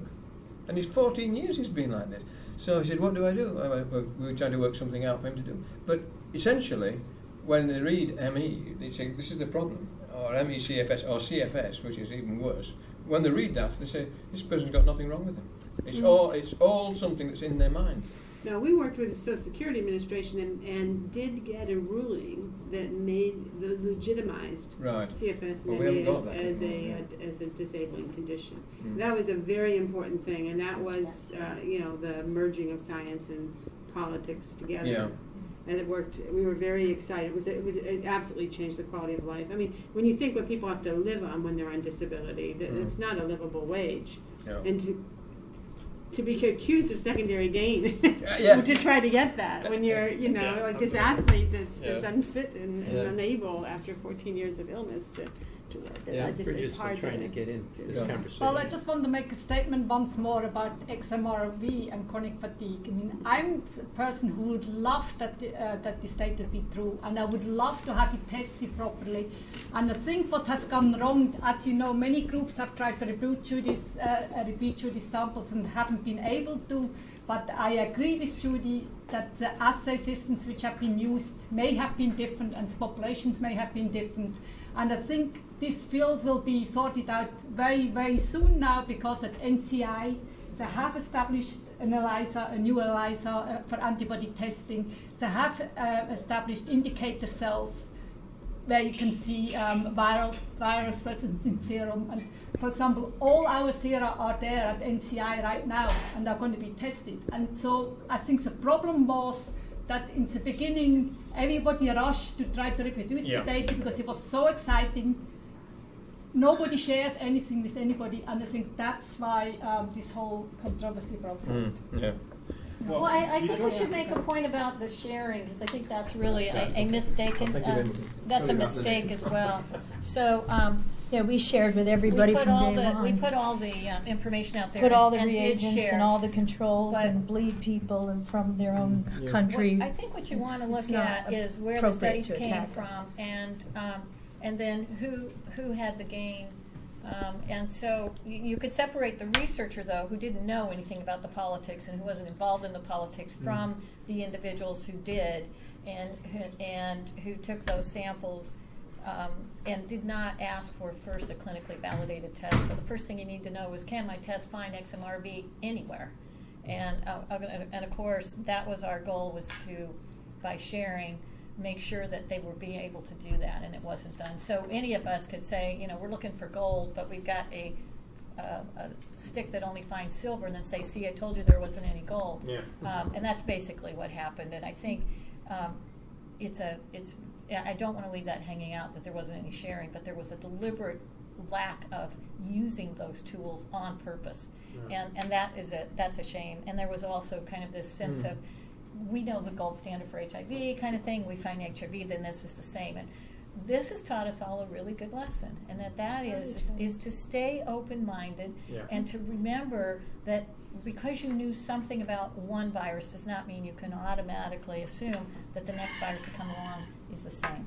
And so we're very humble about that, and that there's so much that has yet to be learned about this virus. I think you all have been exceedingly generous with both your method and your time and your skills and your money. I mean, just extraordinary. And I don't have any axe to grind in XMRV land, none whatsoever on any side. And I just know when something new and exciting like this comes out that you got to sit back and wait. It's going to take some time, and not to get all excited about the second or the third or the fourth or the 10th study that comes out in the first 6 to 8 months after an initial study like your paper. It just takes a lot of time. We are setting up an assay of sorts in our lab, and I know that it's going to be 2 months before we even ask for your help, just because the method is tricky. It's very tricky. But one thing I will say is that and having worked with y'all in the past and sent blinded samples off and around, you all approach this in the most thorough and comprehensive way possible, looking in every, culturing things out, looking in cells, looking in the soups, looking in the sera, looking every which way one can look to try to nail down, is it or isn't it there? And where all of the papers that have come out to date have only looked one way. Yeah. And it's very important to say that there's a lot more work to go on, a whole lot more. Now, we want to bring those HIV retrovirologists to the table. Absolutely. We want it. Those are brilliant people, and they're bored. They don't have enough to do. Come on. Interestingly, if I can say one thing to that, Nancy, that's exactly what we did. If the best thing that came out of the science paper is that those snobs that don't think anything about CFS, those retrovirologists, those immunologists, those oncologists around the world took a look and said, oh, it's science, and it has to mean something, and that's why we put up with. They don't care. They said, we don't care about CFS, it's poor. But they started researching right away. And people came out of the woodwork and said, my son has that. I happen to be the chief of surgery at a major institution. Oh my God, I happen to be the whatever at Harvard. I happen to be. And so the people are starting. So that was a huge benefit, because not that there hasn't been serious science, but there hasn't been the look-see from the entire world. So at the centennial meeting of retroviruses 2 weeks ago, the Nobel Prize winner said chronic fatigue syndrome in the keynote lecture of advances with retroviruses. Well, it may be controversial. He said ME. It was on the slide in a keynote address of 100. So we're not saying it's everything, but it's only damaging if we marginalize the patients with information we don't know, with a 2-week study at an early stage. That's damaging. Right. If we hold, John said a very important word. He said variant. What did we discover in HIV-1 and HTLV-1? Those happen to be the most pathogenic variants that were discovered first. There are 4 variants of HTLV, and only one of them is really pathogenic. That's one, and only 20% of the people infected ever get disease, max. HTLV-1/2 causes a number of other symptoms, not a big deal. What if we found the least pathogenic variant first, and the one that's got the people bedridden in Norway, the people that never came to one of these studies and put DNA in a group, is the most pathogenic variant? What if that's the answer? And why not keep an open mind and look, as we say. I think you're right. I think the thing that impresses me about the whole thing is that the science paper was top-notch science, done by people who are real experts and who take all the care not to fall over into the usual traps that are in the. It's complex science, and it needs to be done by very competent people. And I was immediately convinced, really, that there's something very important was happening here, that we need to attend to it, because of the quality of the science and the quality of the people who are doing it. Yeah, and they're not, they say, there's this small institute. No, it's not this small institute. It's the NCI, it's all the other people who are in. It's an enormous group of very competent people. For the European audience, they need to know that it was just published a paper out of Hamburg, in Germany, and there was a complicated study to look at XMRV and upper respiratory tract illnesses. Oh, I saw But that. they had 67 controls in southern Germany, and they reported statistically the identical XMRV positivity rate reported in the science paper. It was 3.2%, and there are 67 controls versus 3.8 in her control. Yeah. So that's the paper in Europe. It's the only one that I know of that's reported the same positivity rate in the control group. All the others that report negative findings reported negative findings in the control groups. I never If found it's it. negative in the control groups, then how can they say it's not in somebody else? I'm just wondering whether there was some dialogue between that group and your group, and that you helped them in terms of the methodology. We've been talking to them a lot, and we'd actually discussed this. They actually looked at buccal swabs and even saliva, and we discussed that we could detect XMRV in saliva in unpublished data, and they went and looked, and the sequences are there, again, thinking that we don't know the reservoir. What if it's a little And the different? interesting thing about the paper So- was, guess where they found the 3.2% positive controls? They found it in 1 cc of their nasal swabs. Yeah. Yeah, that's so interesting. 1,000 to 10,000 virions Yeah. per cc of nasal secretions in the control group.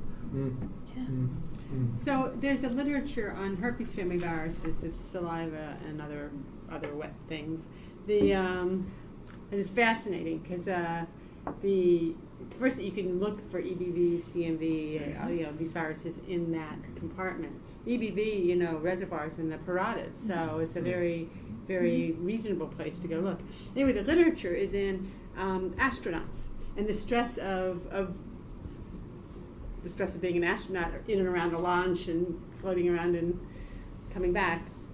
And the viruses reactivate. The viruses reactivate during that high stress time, and it stays reactivated the whole time they're up there. And it takes about a month to 6 weeks to go away again when they get back. That could also be a redox issue. They actually showed a similar study in Japan where they took normal people and they had them grade their stress levels from work, 60-hour weeks, 40-hour weeks, and 20-hour weeks. And there was a direct correlation of EBV assayed from the saliva depending on how much stress. Yeah, EBV's been a favorite stress, physical, just chronic stress. The other thing about the word stress, and I'm just going to say this because, again, it's a lay audience.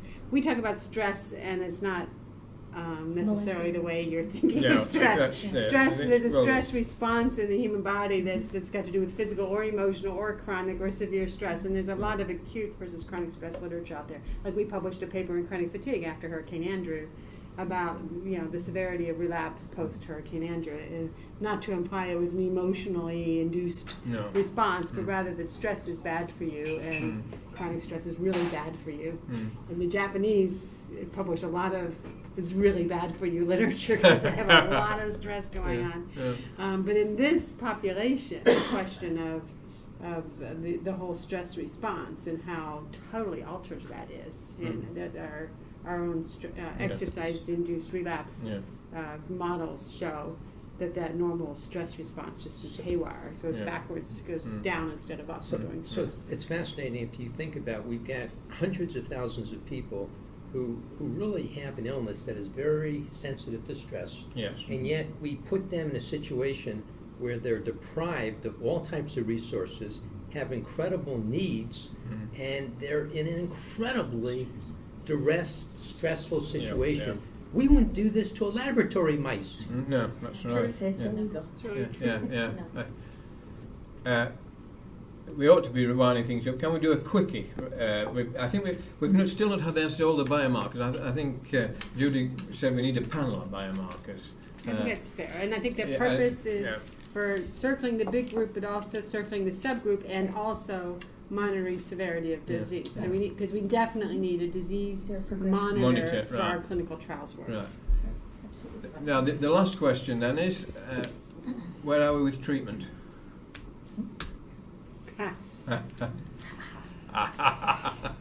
Where are we? Where would we like to be? Go ahead. Well, there's two levels of treatment. There's tactical management of the condition and symptoms that are most significant in front of you. And I think as clinicians, we always attack those. First, the most important tactical decision or tactical treatment to make is the sleep disturbance, which is so profound in these people, because if you don't make progress with their sleep disturbance, you won't make progress anywhere else. So, and pain can be probably second, although pain often is subservient to sleep disorder. So sleep and pain have to be addressed. So sort of a tactical thing. And then below that is basically to teach them how not to make their illness worse. There's so many pitfalls and that they can get into regarding psychosocial stressors. They have to get rid of toxic relationships, toxic family situations, toxic environmental situations have to be dealt with, or you will not make progress in this illness. So that's sort of on the tactical level. And below that, then you start to get into the strategic area, which is either you identify a pathogen that you think might be causing this and try to address it as best you can, or find a control point, some biomarker control point, or physiologic marker control point, whatever it might be, that seems to correlate with progress, and you simply attack that and see what progress you can make on that particular biomarker, whether it be physiologic or biochemical, immunologic, whatever your expertise may be, and then see if you can, bring it down and improve their lives. And so I think that's how I sort of approach the illness. That's very, very helpful.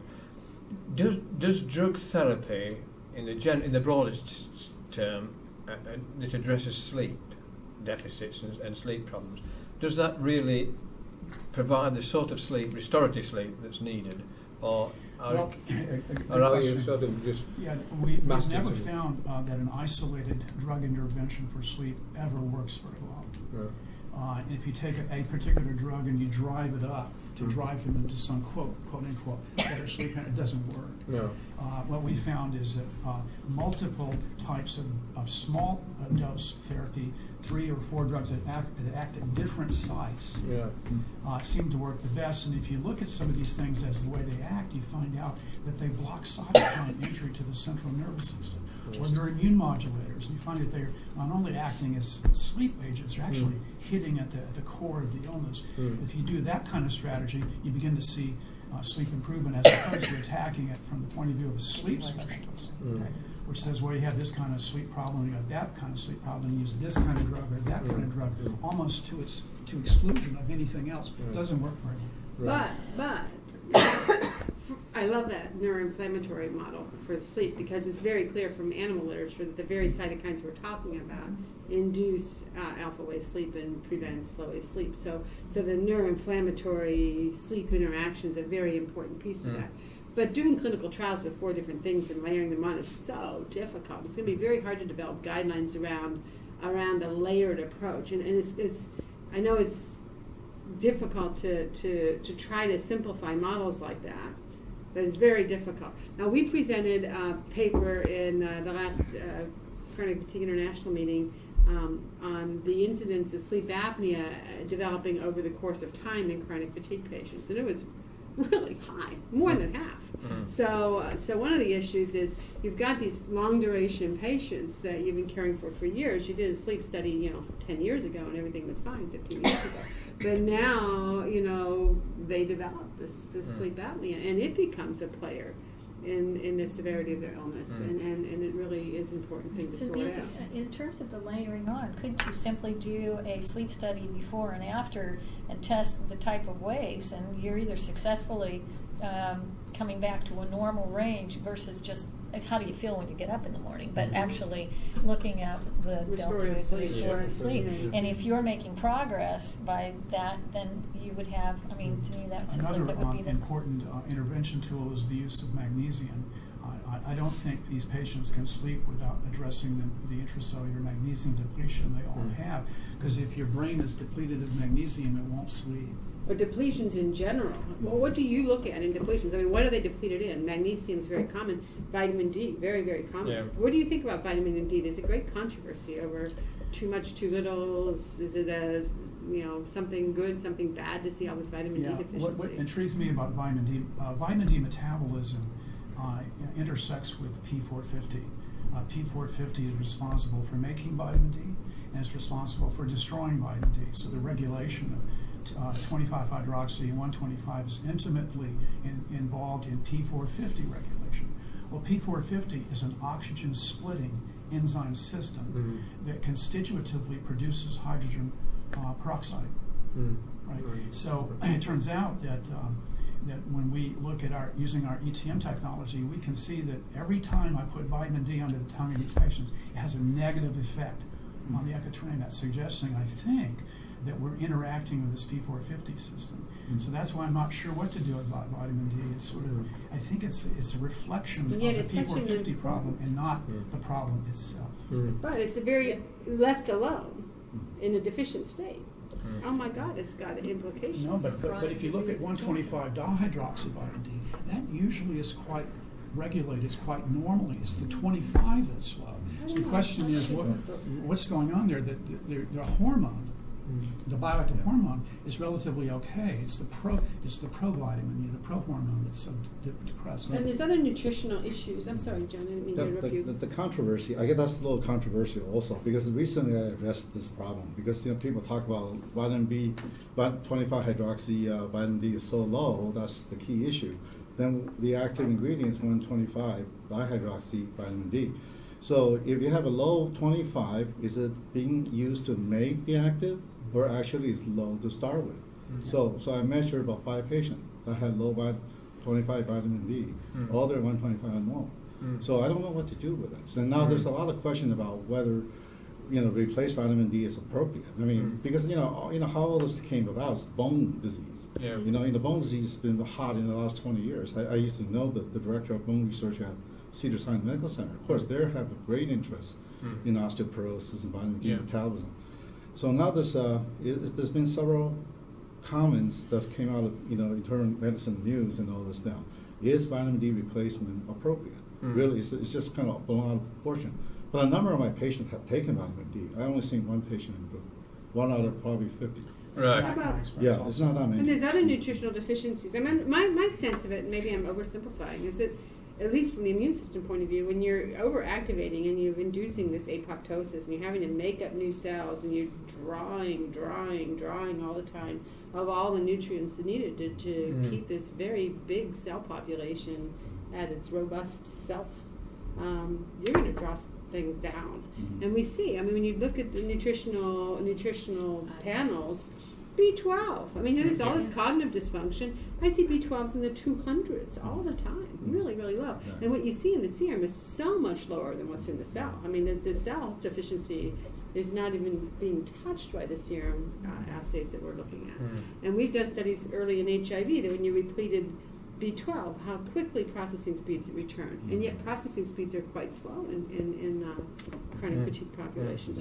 So as a clinician, I'm just adamant about trying to make things There was a study done by Greta Morkins using magnesium loading tests, which are the most sensitive tests for intracellular depletion. And what she found, obviously, that they were depleted, which was not particularly a surprise. The surprise was that no matter how much she gave, she could not replete it.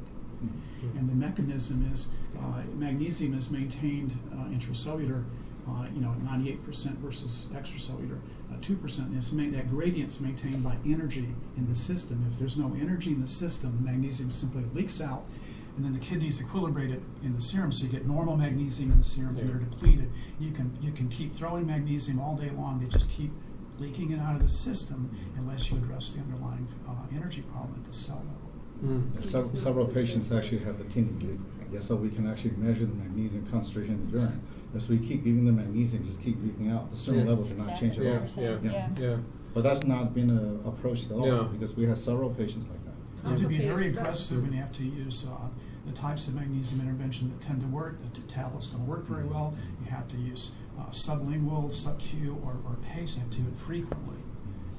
Because it just keeps going right through them. But in the end, if what you're saying is right, that there's a intracellular process, that ATP itself is not functioning correctly. The free energy is suppressed, and that's the problem. And so is that fixable? So, is it fixable with if we're restoring cell redox systems? Can we do that with the sort of obvious things like glutathione? What I found is that it's variably successful. In the younger patients, we see much greater success. As we get past the age of 40, unfortunately, it's like a slog through the mud.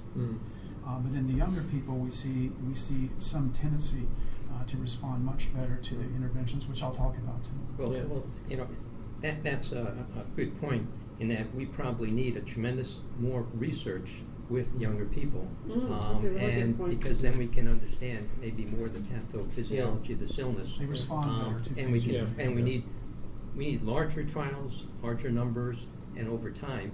The Fibromyalgia Network is a very useful resource that Kristen Dorson kind of puts out. In a most recent issue, she looked at patient surveys on a number of different drugs that they've taken, some of which FDA have had approval, Lyrica being one. And what she concluded from the patient surveys, it's a very interesting article, is that it's not really kind of one drug might be good for 15, 20%. Another drug may be 15 or 20%. But it's like, how do we figure out what Which drug percent? is How good do you for make- what Which- person? yes. And the only way you're going to basically figure that out, and what combinations too, as you suggested, is that we need large trials. We've got to follow people over time, Yeah. and these things we need to We do need markers in this that- area. that bring them out. Getting them out. You're talking about personalized medicine when you say, okay, here's your field of interventions, Yeah. and you're this person. Yeah, yeah. How do I know which of these is going Yeah, to be toxic right. versus useful to So you? talking about that age group, by the way, one of the things that it's begun, that at least I'm seeing more of, and I think Judy is too, young men. So Interesting, this yeah. is not a woman's disease, and it's certainly not a middle-aged woman's disease. And I'm alarmed by that personally. All the new people that have come to light since XMRV and since our paper have been young men. And we're talking teenage men. So why is it that our teenage boys, well, where have they been? What's been going on? Who's been seeing these people? And why is this so skewed that this information was not available prior to this? That's It's what I'm seeing amazing in my to me. practice. And it's scary. A surge of young men teenagers. between 15 and 25. Yes. Mostly men. Alarming. Digital army, yeah. Well, the interesting thing is, if you really, you're asking basic questions. The basic epidemiology of ME in adolescents is not known. And the studies that have been done, and the reason I kind of say that is I'm actually working on a grant proposal right now in that area. But that's something fundamental. Right. What's It is what's the fundamental. demographic characteristics? How many people have it? It's such a basic question. Wouldn't we want to be putting some resources What into I'm that? worried is that they're not getting diagnosed. That's what I'm Well, very worried. yeah. They're going to their doctors and being treated differently than women who are 50 years old, and No question. they're just not being identified. yeah. That pediatrician is not identifying That's right. them as having, Yeah. because it just hasn't gotten down to them what the cardinal symptoms are, and they're managing. The parents are keeping it very low key. So and, to yeah. answer that question, you cannot basically have physicians refer you people and then work them up and then decide that's the prevalence. You've got to do community-based surveys. Yeah. I agree. And that's that. So there's a methodological issue right here. That, I'm going to that's throw very- out an interesting question. When you do that study, Annie. Annie, If I get- when you do if I that get study, funded, yeah. I'm going to wager that those young men have been put on psychotropic medications of fairly intense proportion, because that's what I see in my clinical practice, that they're diagnosed as something Yes. very intensely psychiatric, and Yeah. then they become all the side effects of those drugs. Yeah. And then you're looking at a person whose entry point was something else. Now they've got all these other symptoms going on. And is it safe to pull them out of their world of psychiatry? Can you do that in partnership with a psychiatrist? Find out who their baseline soul was, and then hopefully do something. Or, and don't, oh my God, screw up some truly needy person that needed all those medications in the meanwhile. So what it's we, very difficult. What we've said here is a research agenda, a clinical agenda, a treatment agenda, that if these things could really happen from these discussions, the field would be moved. Yeah. And to do this is going to it's going to involve advocacy. It's going to involve people kind of putting pressure on folks to put more resources into this disease. And we don't want it to get into a black hole. No. And that is one of the problems. I mean, you can throw a lot of money into one pile and get a lot of junk out of it. Yeah. If you don't... We've seen that, haven't we? Yes, yeah, and that is something that we all really... That's not unique to our field. How do we limit the... how do we limit that and take control of that How pot can you of make money? your investment dollar Yeah. value the thing you really need, which is effective treatment for our patients? And Exactly. that's all we really, really, really want. Thank That's you. right. That's Well everything done. I want. Our group at DePaul has recently published a review of all the alternative and complementary kind of approaches to this illness. And the sad truth is there's not a lot of good research Oh, out that's there. right. Yeah. So I'm going to make a plea that we need more good funded studies so that we can and that doesn't mean that we shouldn't be doing something now, but we need the basic research out there that can basically say these things are helpful. Right now, unfortunately, the research doesn't give us that proof. Well, it doesn't But- in this disease, but it does in others. So you'll have Absolutely. a niacin study, you'll have a zinc study, you'll have a CoQ10 study, and that's where they're pulling that from. That's And- really and- true. And I think, clinicians are desperate to treat their patients, and that's... So you got to do that's part of something, the issue. and you certainly don't want to prevent people from doing what's helpful for patients. Yeah. But I'm just kind of saying we need the data too to support that clinical treatment Yeah. that's going on. In a first do no harm kind of way. Yeah, absolutely. To me, this is such an interesting question of kind of, you've got thousands of people who are hurting in different ways. You've got physicians who are trying to make a difference who are being prosecuted. I'm wondering, do you in England have the media doing stories on this? Yes. In the U.S., why don't we have 60 Minutes basically doing a piece on this stuff? This is really important to get to the public. May Yeah. turn this into a victory. How do we, if we're going to get folks that are going to basically say, this is outrageous, there's got to be some difference, how do we get the media? I don't know if you folks are better at the media. I know Nancy she's out there, She's which is always. fantastic. but we need to get some This of is the those biggest big, problem. high-profile places Yeah. to really kind of say, Yes. this is an interesting Well, question. the media are getting hold of it. Good. The But- money does this. Problem? Nancy, go out there and Yeah. talk to the media. The biggest problem Well, in yeah. that, in the media, is and because there has been some interest, and we've been trying to coordinate with them and help them. But people like at the New York Times and the Wall Street Journal, they're watching it and they see it. They don't want to jump in because it's over there, and over here, and that I think is a bit of a problem. But We have the this same really is. issues. We have exactly the same. I can tick off doctors whose licenses have been suspended or put in some sort of probationary period because they practiced this sort of Complementary medicine. medicine. I've had to go testify to state boards and say, hey, Just think of You're these. right. That These, needs to happen. these 60 news minutes. journals recycle the same story over and over and over again. right. Why not something new and interesting like this illness? Yes. You yeah, know, yeah. I mean, this is a story. Yeah. I mean, isn't this a story? When politics takes over medicine, Yeah. what happens? Yeah. That's what happens. Yeah, This is exactly. a disaster in this country. This is a disaster, and it's got to get out. that's just Yeah, that's right. Well, thank you all very much. For those who are looking at this on DVD, very grateful thanks to John Cheer, to Lenny Jason, Nancy Climat, to Annette Whittemore, and Judy Mikovits, and Paul Cheney.